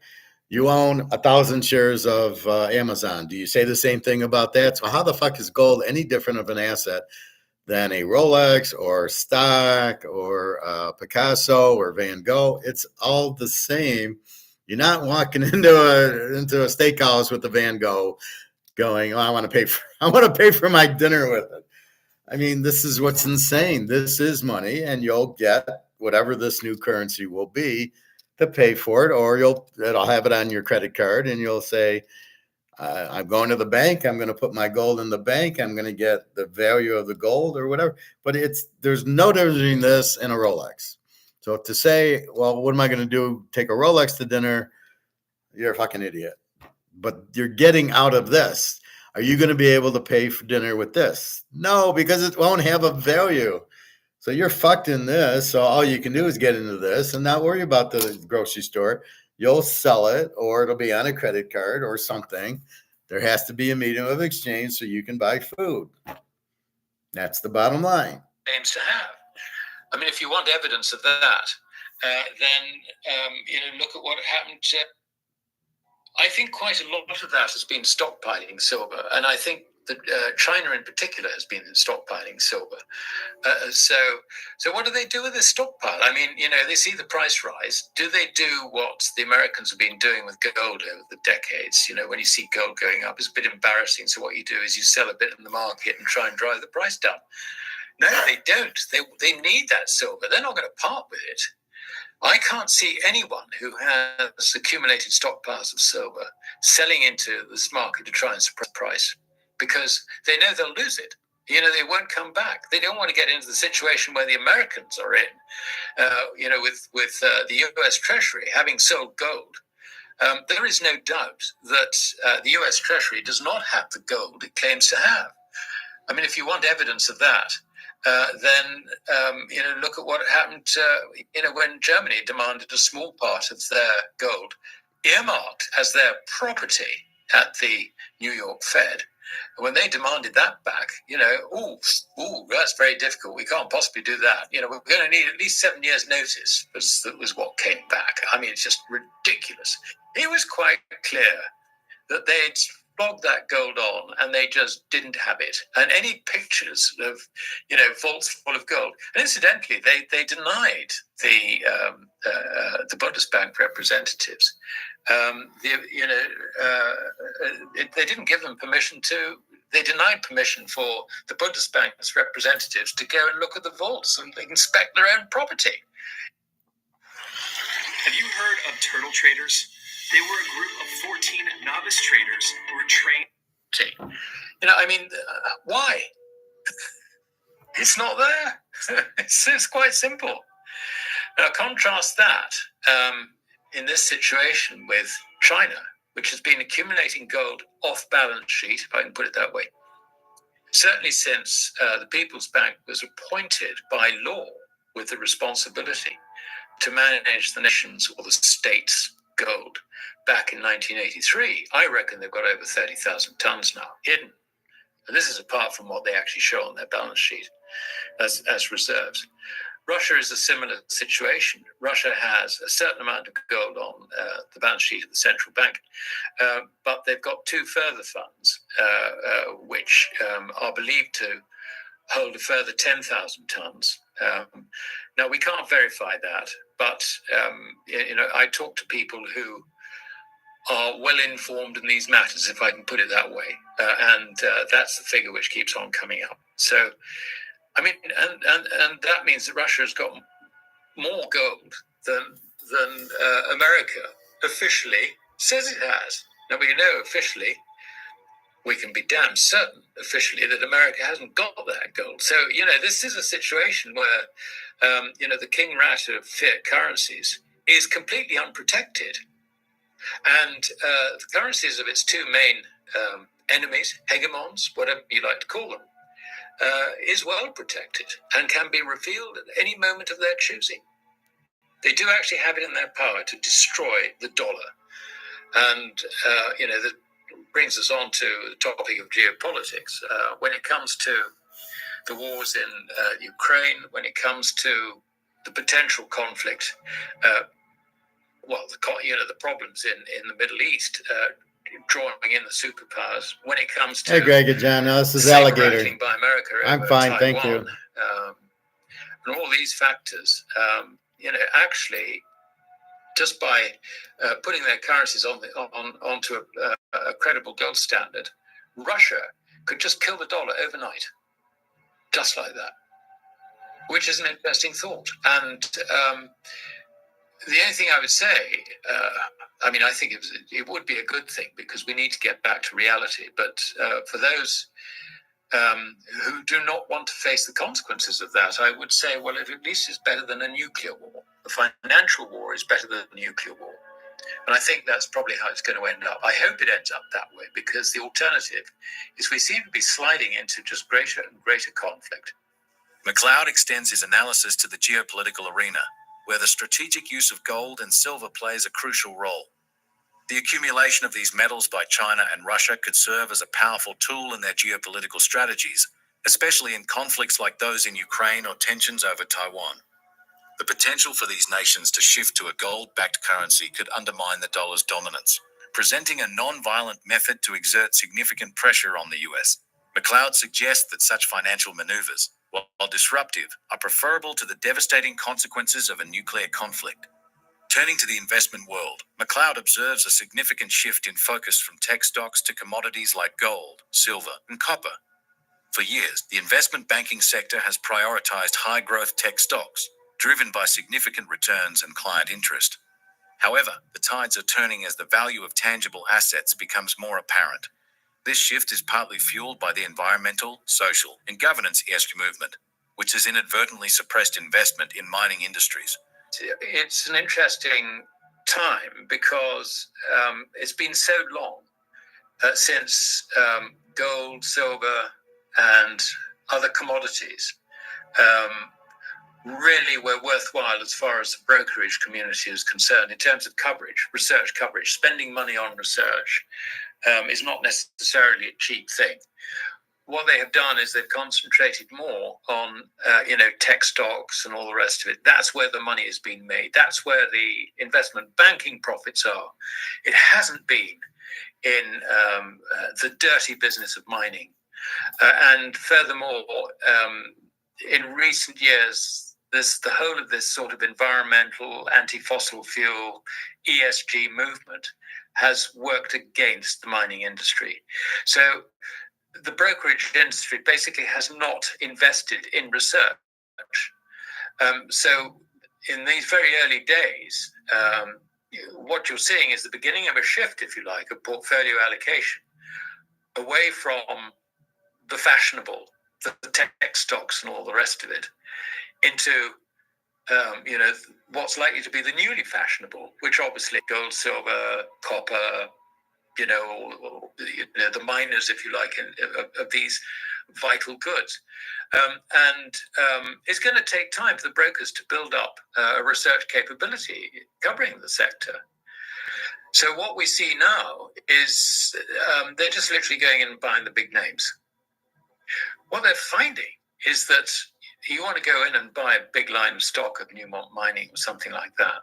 There isn't the stock available because it's become so tightly held that there are no sellers. You've got to have sellers on the other side to satisfy the buyers. And what this means is that the whole sector is completely mispriced. It's got to rise significantly. With this new focus on commodities, there is a growing realization of the mispricing in the mining sector.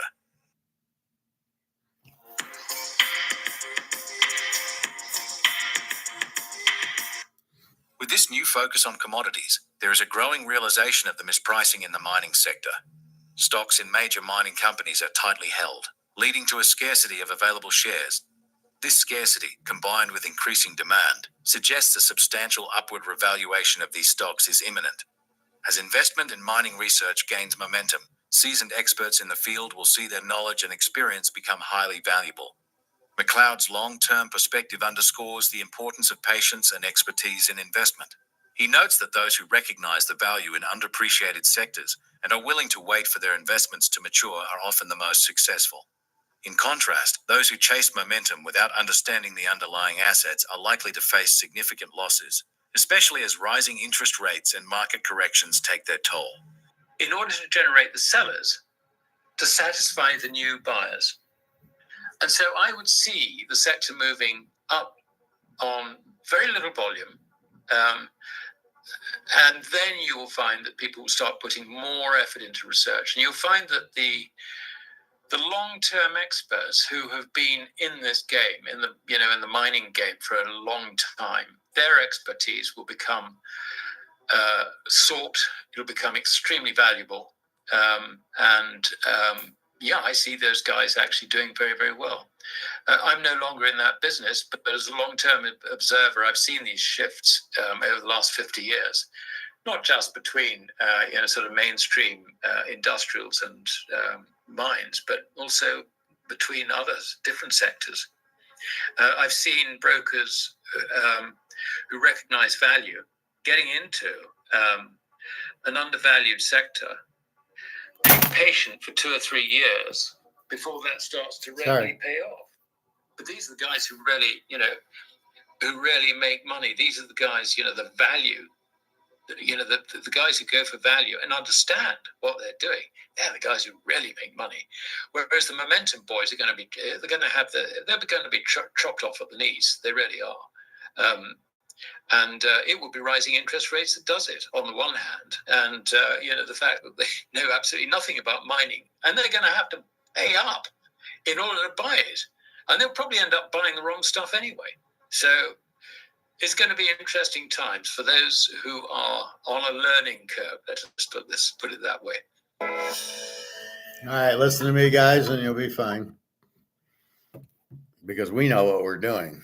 We're not like the other idiots. Oh, inflation's prices going up. That was Alligator McLeod. I saw that yesterday.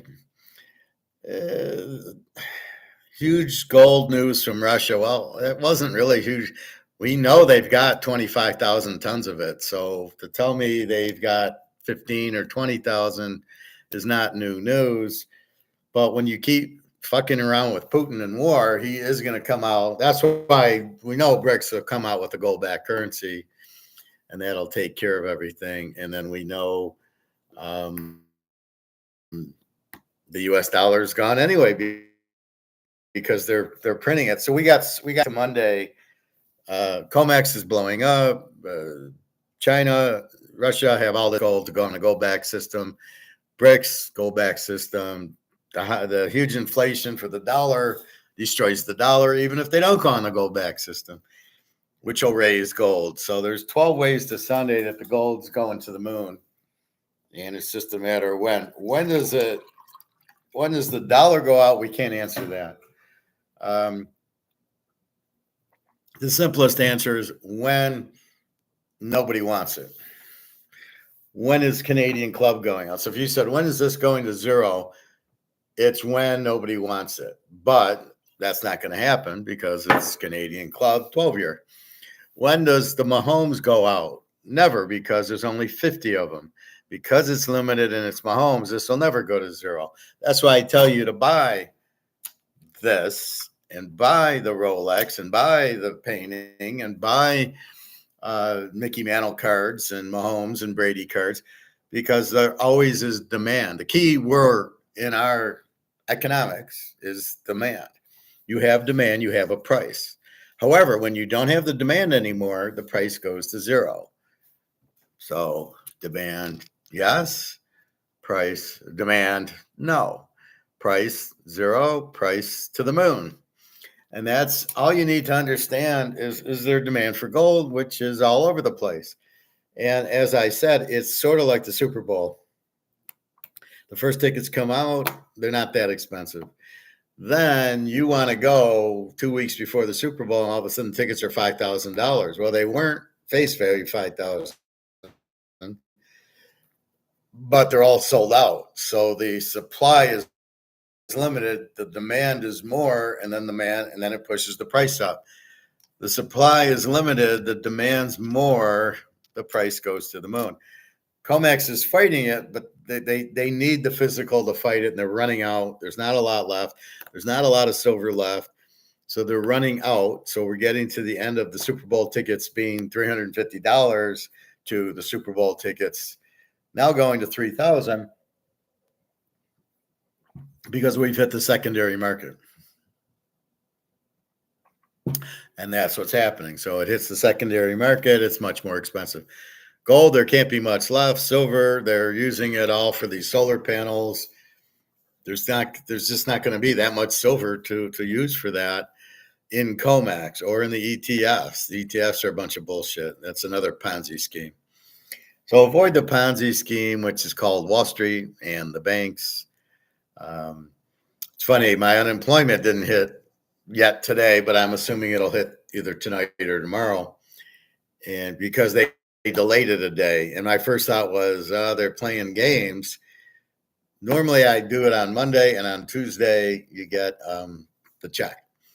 And I did it on Monday, but it was a holiday. So I said, okay. So really it's like Tuesday. I should get the check Wednesday.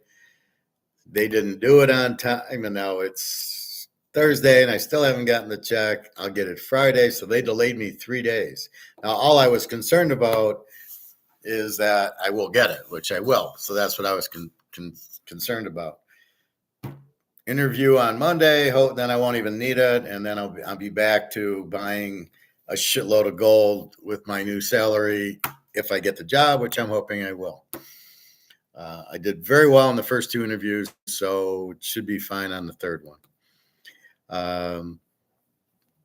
So we will see, and that's really what happens. But life's life, Craig and John. It is what it is. It's stoic. I did a stoic video you should watch, especially you. You should watch it. We don't know. Bobby's with Daria, I guess. Bobby found Daria, and they're together now, I guess. The two of them. But that's really how you live, and then take the money, and then how do you invest the money? So it's all. This is when you get your paycheck, what you do with your money. Not in the stocks, not in the bonds, not in the 401k. Will they match it? Who gives a shit? You're getting Madoff money. Do you really want Madoff money, or do you want real money? And that's the thing. So anyway, Monday at 1, I'm looking forward to it. What's today? Thursday. So I still got a couple of days. And I just got to be careful. I'm going to let the guy lead. I'm going to play it like stoic, like I'm doing with Daria. I'm waiting for Daria to text me. Then I will respond like I do with Jenna. She texts me, I respond. And what I'm going to do, that's what I'm going to do with Daria. That's what I'm going to do with the interview. And I think that's good advice. You guys should listen and then respond, as opposed to talking and, just to talk. Oh, look at Mahomes. Okay. That's okay. That's entertainment. But like, if you're at work, I got to shut up in this interview and let the guy, what do you want to know? Let him bring it to me, and then let me respond to it. And then based on the first 2 interviews, I'm doing a great job responding. So I'll be very excited. It would be a remote job, but I'd have to go to Indiana twice a month end or something. So it is a job I can theoretically work from, Russia or Amsterdam or wherever, and work there a couple weeks, and then come back for the 2 days. If I need to do it every month, I don't know. So theoretically, I could be there a couple weeks of the year, a couple weeks of the month, which would be good to spend more time with the girls instead of a week. Jenna wants to go on vacation. I'm waiting on Daria, so it's really difficult. I will not lose faith in Daria. I told her I will be there for her. Just don't lie to me. And she's not lying to me. She just isn't communicating. There's a big difference. So trying to be stoic with her and wait to see what happens. But she knows where I stand, and I'm being stoic. So the biggest thing you can do is tell the girl, this is me, right? This is what I like. I teach gold, economics, and I watch football. I play poker. If you don't like me, go fuck yourself, because that's what I do. But I will be a good listener, and I will help you tell me what you want. And then that's how a relationship is good and it grows and everybody supports each other. Otherwise, if you don't have that, you don't have anything. It's just a waste of time. I don't care how hot she is, it's a waste of time. She's got to know what is important to you, and you got to know what's important to them. Then it works. That's what I try to do with Daria. I tell her everything, and then I ask her everything, and she only gives me bits and pieces, as you can see. So hope to hear from her soon. We will see. If I don't hear from her Sunday, I email the sister going, what the fuck's going on? But with rent coming next week, I'm sure I'll hear from Daria. But I'm not going to give it to her until I find out what the fuck. And you can't keep doing this to me. Just tell me.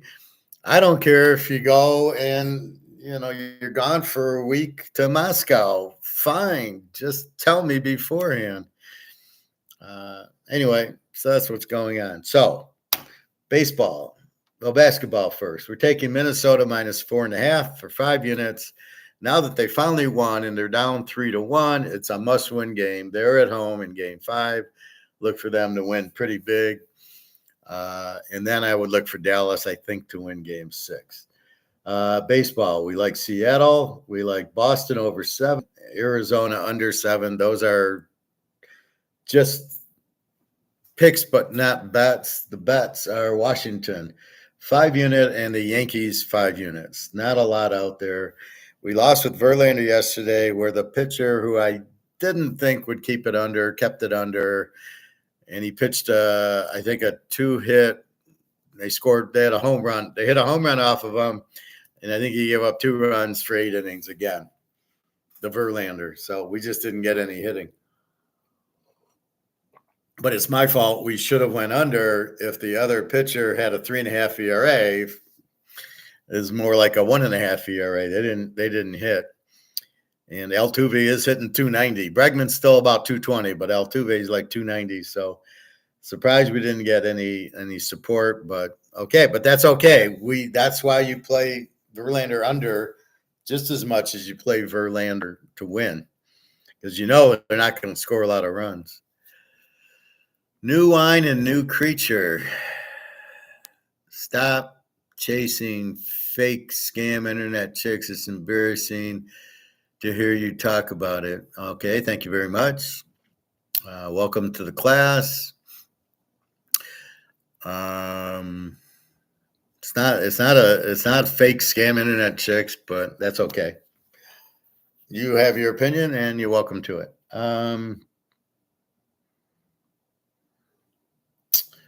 Let's see. So what else?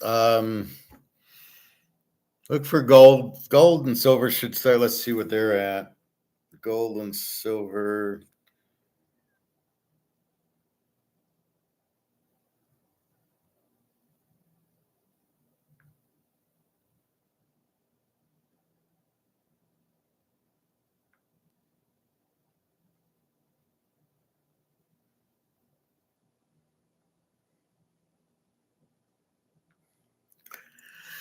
And let's see, at 447, that's about right. Gold 23.43. So it's kind of stuck in this 23.30, 23.40, and then it'll zoom to 24. Silver at 31.14. It's just China wants to buy more, and so does India. So they are JP Morgan doing the derivatives, keep the price down so they can buy it, because it's really golden. It's really about China wanting to buy more. That's why the price is down. But everything else is great. Well, I'll tell you, new wine. I teaching Stoic, I do it on purpose. And I know when I'm getting scammed by the internet chicks like Kenzie Reeves, and I just laugh about it. But this is not an internet chick like that. I've known Daria for 5 years, and when I get the text from her, I do not believe that it's a scam. If I did, I wouldn't do it, right? And Jenna, I've met 5 times. Jenna's not a scam at all. But what I'm doing is saying you should have 2 girlfriends in case one turns into a internet scam. You're not just sitting there. You at least have an alternate, like you have several restaurants you go to. So that's kind of what I'm trying to accomplish. If I honestly thought it was a scam, I tell you about Kenzie Reeves being a scam, right? You all know that. We believe it's Keanu Reeves is where she stole the name from. But I'm doing it on purpose. And I'm not stupid or unaware. So I'm trying to explain it for you guys, well, for their audience, so they know what to look for so they don't get scammed, right? And so when I do something for Daria and she shows me pictures of her kids and her kid, and she shows me pictures of this. Oh, my daughter went to Sochi, and she shows me videos of her in Sochi. Kind of makes you believe it's real because I don't think they go there. The average scammer, oh, my dog's sick, so I need money for the dog. Oh, okay, fine, go find it. I'm not going to help you there. However, Daria, I got videos and we've talked for years and we know each other and we just haven't met in real. So I'm doing it a lot for everybody's purpose because I know we're guys and we see hot girls and we want to be with them. But it doesn't matter if I met her on the internet or I met her at Target. I mean, a scam is a scam is a scam. So I'm trying to protect everybody like I do with gold to just say, hey, this is what you need to be aware of. All women are going to want your money. So is that a scam? I don't know. I was married to a CPA for 17 years. I got her a house and I got her a car. And, was that a scam? I don't know. But all women want and need money. That's not, we all know that. So am I being scammed? And I don't believe I am. And I believe I was with Kenzie. I didn't give her any money. I just said, you're just scamming. Because I'd asked for a phone call on Skype and she wouldn't do it. Well, okay. But I get videos from Daria and text most every day. So I know it's her. And then I believe Russian women do not fuck around. They if they are serious with you, then they are. And that's the point I'm trying to do here. So I'm really trying to have the balls to say what's going on, but it is not a scam in any way, shape, or thing. Daria, I'll be shocked if she's showing me her daughter. It's a bit much that's a scam. It could be, but I could be with her and she could be scamming me. I know a lot of Russian women, they'll be with a guy and they have a kid and they're married and they meet a rich guy and then they leave him for the rich guy. So was that a scam? So really, it's hard to define scam. I think that she only want my money and I'm not giving her enough money to be scammed. It's not like she's asking for a house or a car and she wants 20 grand. Okay. That's Carmen. Carmen was scamming me. She was, and I've talked about her too from Romania. But I don't believe Daria is sitting there and with the daughter and they're scamming me. I find that hard to believe. I told her, here's an example. I told her I was watching the bricks from Kazan and she got scared that I was in Kazan, Russia. She says, well, you were in Russia? And she was like, oh my God. And I said, no, I was watching it on YouTube. That's not a scammer, doesn't do that. So, what is a scammer? They want your money and everything else is a lie. And I don't buy that with Daria. I don't buy it with Jenna. And I've met Jenna several times. So just waiting to meet her and we'll see. Like I said, I haven't heard from her. And if she doesn't, I never hear from her again. I go to Jenna because I'm smart enough to have more than one girlfriend. And that's really the key. Diversification. I'm diversifying more my girl portfolio. But that's why I do it. I'm really, where else are you going to hear this? Who else has the balls to tell you, yeah, I'm dating, I don't know if I'm getting scammed or not. That's why I do it. So yes, I don't believe she's scamming me. I believe we need to meet.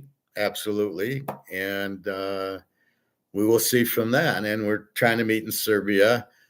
I believe she's telling the mother about that. I think she's showing me her passport. So I don't buy that. I buy we need to meet. I don't know why I haven't heard from her, but I don't.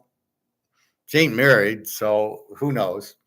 I've seen her apartment, so it's a little dump that she's not rich and she's certainly not with the guy. So that's kind of where I'm at with it. Anyway, um, good luck on the baseball. Again, the two bets are Washington and the Yanks, 5-star, nothing big.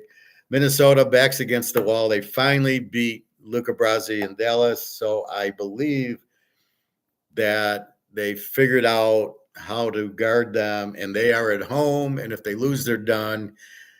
And I thought they were going to get swept. I didn't bet them last game, but I got to bet them now that they won, but very lightly because I'm still worried about the matchup. They seemed out of it. As I said, gold 23.42. We're waiting for this. It's going to go to 2,500. It's going to go to 3,000. It's not a guess, not an opinion. It's a fact, Jack, and it's just a matter of BRICS announcing the gold-backed currency. And it's not even that, it's the dollar going out. Again, the dollar will have no value. Nobody wants it. What are you going to do? And then the gold going to the grocery store. I love that one. Why, what am I going to do with gold? And it's the same thing as having a Rolex. I'm not taking it to the grocery store, but I got something worth 60 grand. I don't own a Rolex, but it's the point. So there's nothing wrong with owning assets. And that's how you survive, is to have the Rolex and to have the Picasso or the Van Gogh and to have our Mahomes cards. These will hold value. It's Mahomes, for Christ's sake.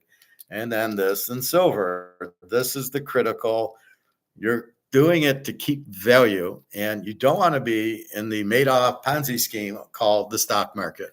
And all the banks will be going out. So you don't want to be there, which leaves you one is the gold and the silver. And that's it. I mean, that's very simple. That's where you're headed. You know that Bitcoin is illegal in China? Just in case you're thinking of Bitcoin, it's illegal in China. And once BlackRock gets a hold of Bitcoin, they can't control it. So it won't have a value. I don't know. I'm not in it because it's not backed by anything. It's not money. It's certainly not money. Talk about going to the grocery store. You're not going with Bitcoin to the grocery store. So what are they trying to kid you? It's not money, and it's certainly not gold. So I'm not, I don't sit there with that. But anyway, we will see. But my gut says it's not a scam. My gut's pretty good. I'm pretty psychic myself. So, a lot of my games I'm feeling the Yankees tonight, and I'm feeling Minnesota. Okay, they got it, but I don't love it. But like yesterday, KC under 7.5. I felt that 10 unit and it won. So, I mean, I'm pretty good with my gut reaction. God knows I do it very well in football. And we can't wait for that. So I did touch on college football. I'll maybe do that this weekend for some fun. Week 1 is out there, as is pro football. I've actually done my thing for pro football. So I tend to do my sheet, and then here are the games. And again, the Friday, Green Bay, Philly from freaking Brazil. What are they thinking? So here's my lines in the pros. Now, not the over-unders, not yet. But I'm waiting on the quarterbacks. So there's what you get.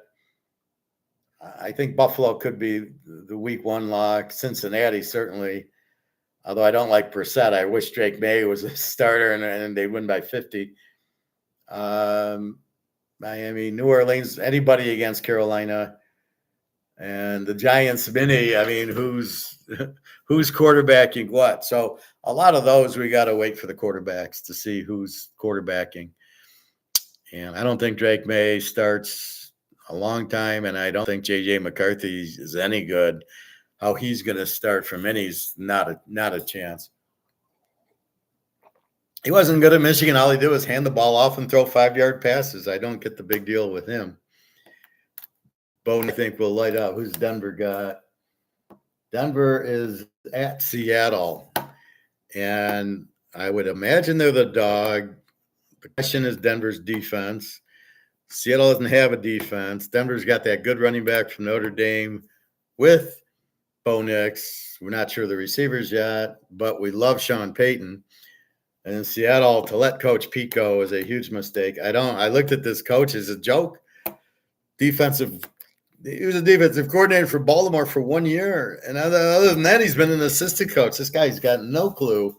What's he going to do with Geno Smith? What's he going to do with Tyler Lockett and then Metcalf? He won't know what to do. Big mistake here. I think Seattle is going to really struggle this year. And then Detroit, LA on the Sunday night game. I got Detroit as a 3-point favorite. I love the Rams. Revenge game. Stafford coming home, and Detroit, no defense. The Rams lost Aaron Donald. They drafted very good defensively. And the Lions can't stop Pukanuka. The guy had, 50 catches for 400 yards in the playoff game? I mean, who are they going to – and they still have the other guy who we can't remember anymore, who the other receiver was. But they don't – the Lions, they didn't change defensive coordinators. They're going to run the same defense. It doesn't matter who the cornerbacks, the rookie cornerbacks are. This is the problem. They look at the rookies, and it's ridiculous because these guys are not good.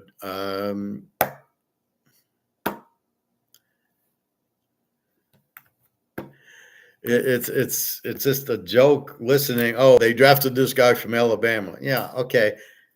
But this is the pros. I mean, the level of play has gone up. These rookies are very few are capable of coming in and playing meaningful the whole first year. You get a few, maybe a running back like Barry Sanders or Emmitt Smith. Okay. Maybe a receiver like Jerry Rice. Okay. Montana didn't do anything his first year. Neither did Peyton Manning. Neither did Tom Brady. He didn't even play. He only played because of the injury. So don't give me that these guys are like Caleb's going to walk in and do anything. Or Prime Junior, like, oh, my God, he's going to get drafted. Not Prime Junior. All right.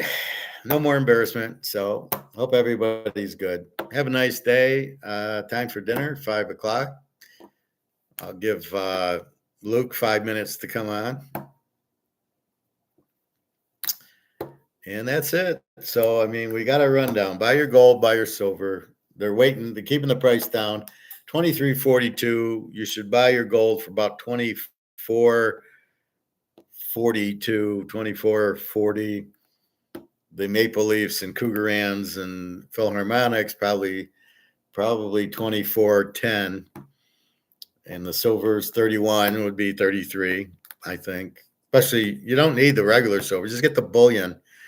Get the other coins. You don't need the actual ones that are worth $1 because they're only worth $1. It's not like you're going to go to Target and spend them because they're worth $1. That's their face value. You want the silver value, and you can get the buffaloes that are not specifically dollars, but they're an ounce of silver, and they're worth $30, $32. So they'll be worth spot. But you don't want to sell any of your stuff unless you have to pay a bill. You don't want to sell any of it at these prices. They're way too low. You're going to get so much better. But I know everybody's brainwashed into believing these paper prices that are price fixed, thinking, oh, $50 silver, that's a price fixed price. That's not a free market physical price. And that's what we're waiting for. That's what I base my stuff on. Not this paper bullshit fake price that is it's all being destroyed. It's all going away with bricks. So that's where we're at. So sorry about embarrassing myself with Daria. Daria's real. I'll show you a picture of Daria. I mean, you guys think it's a scam. I mean, shame on you. It's believe me, it isn't a scam.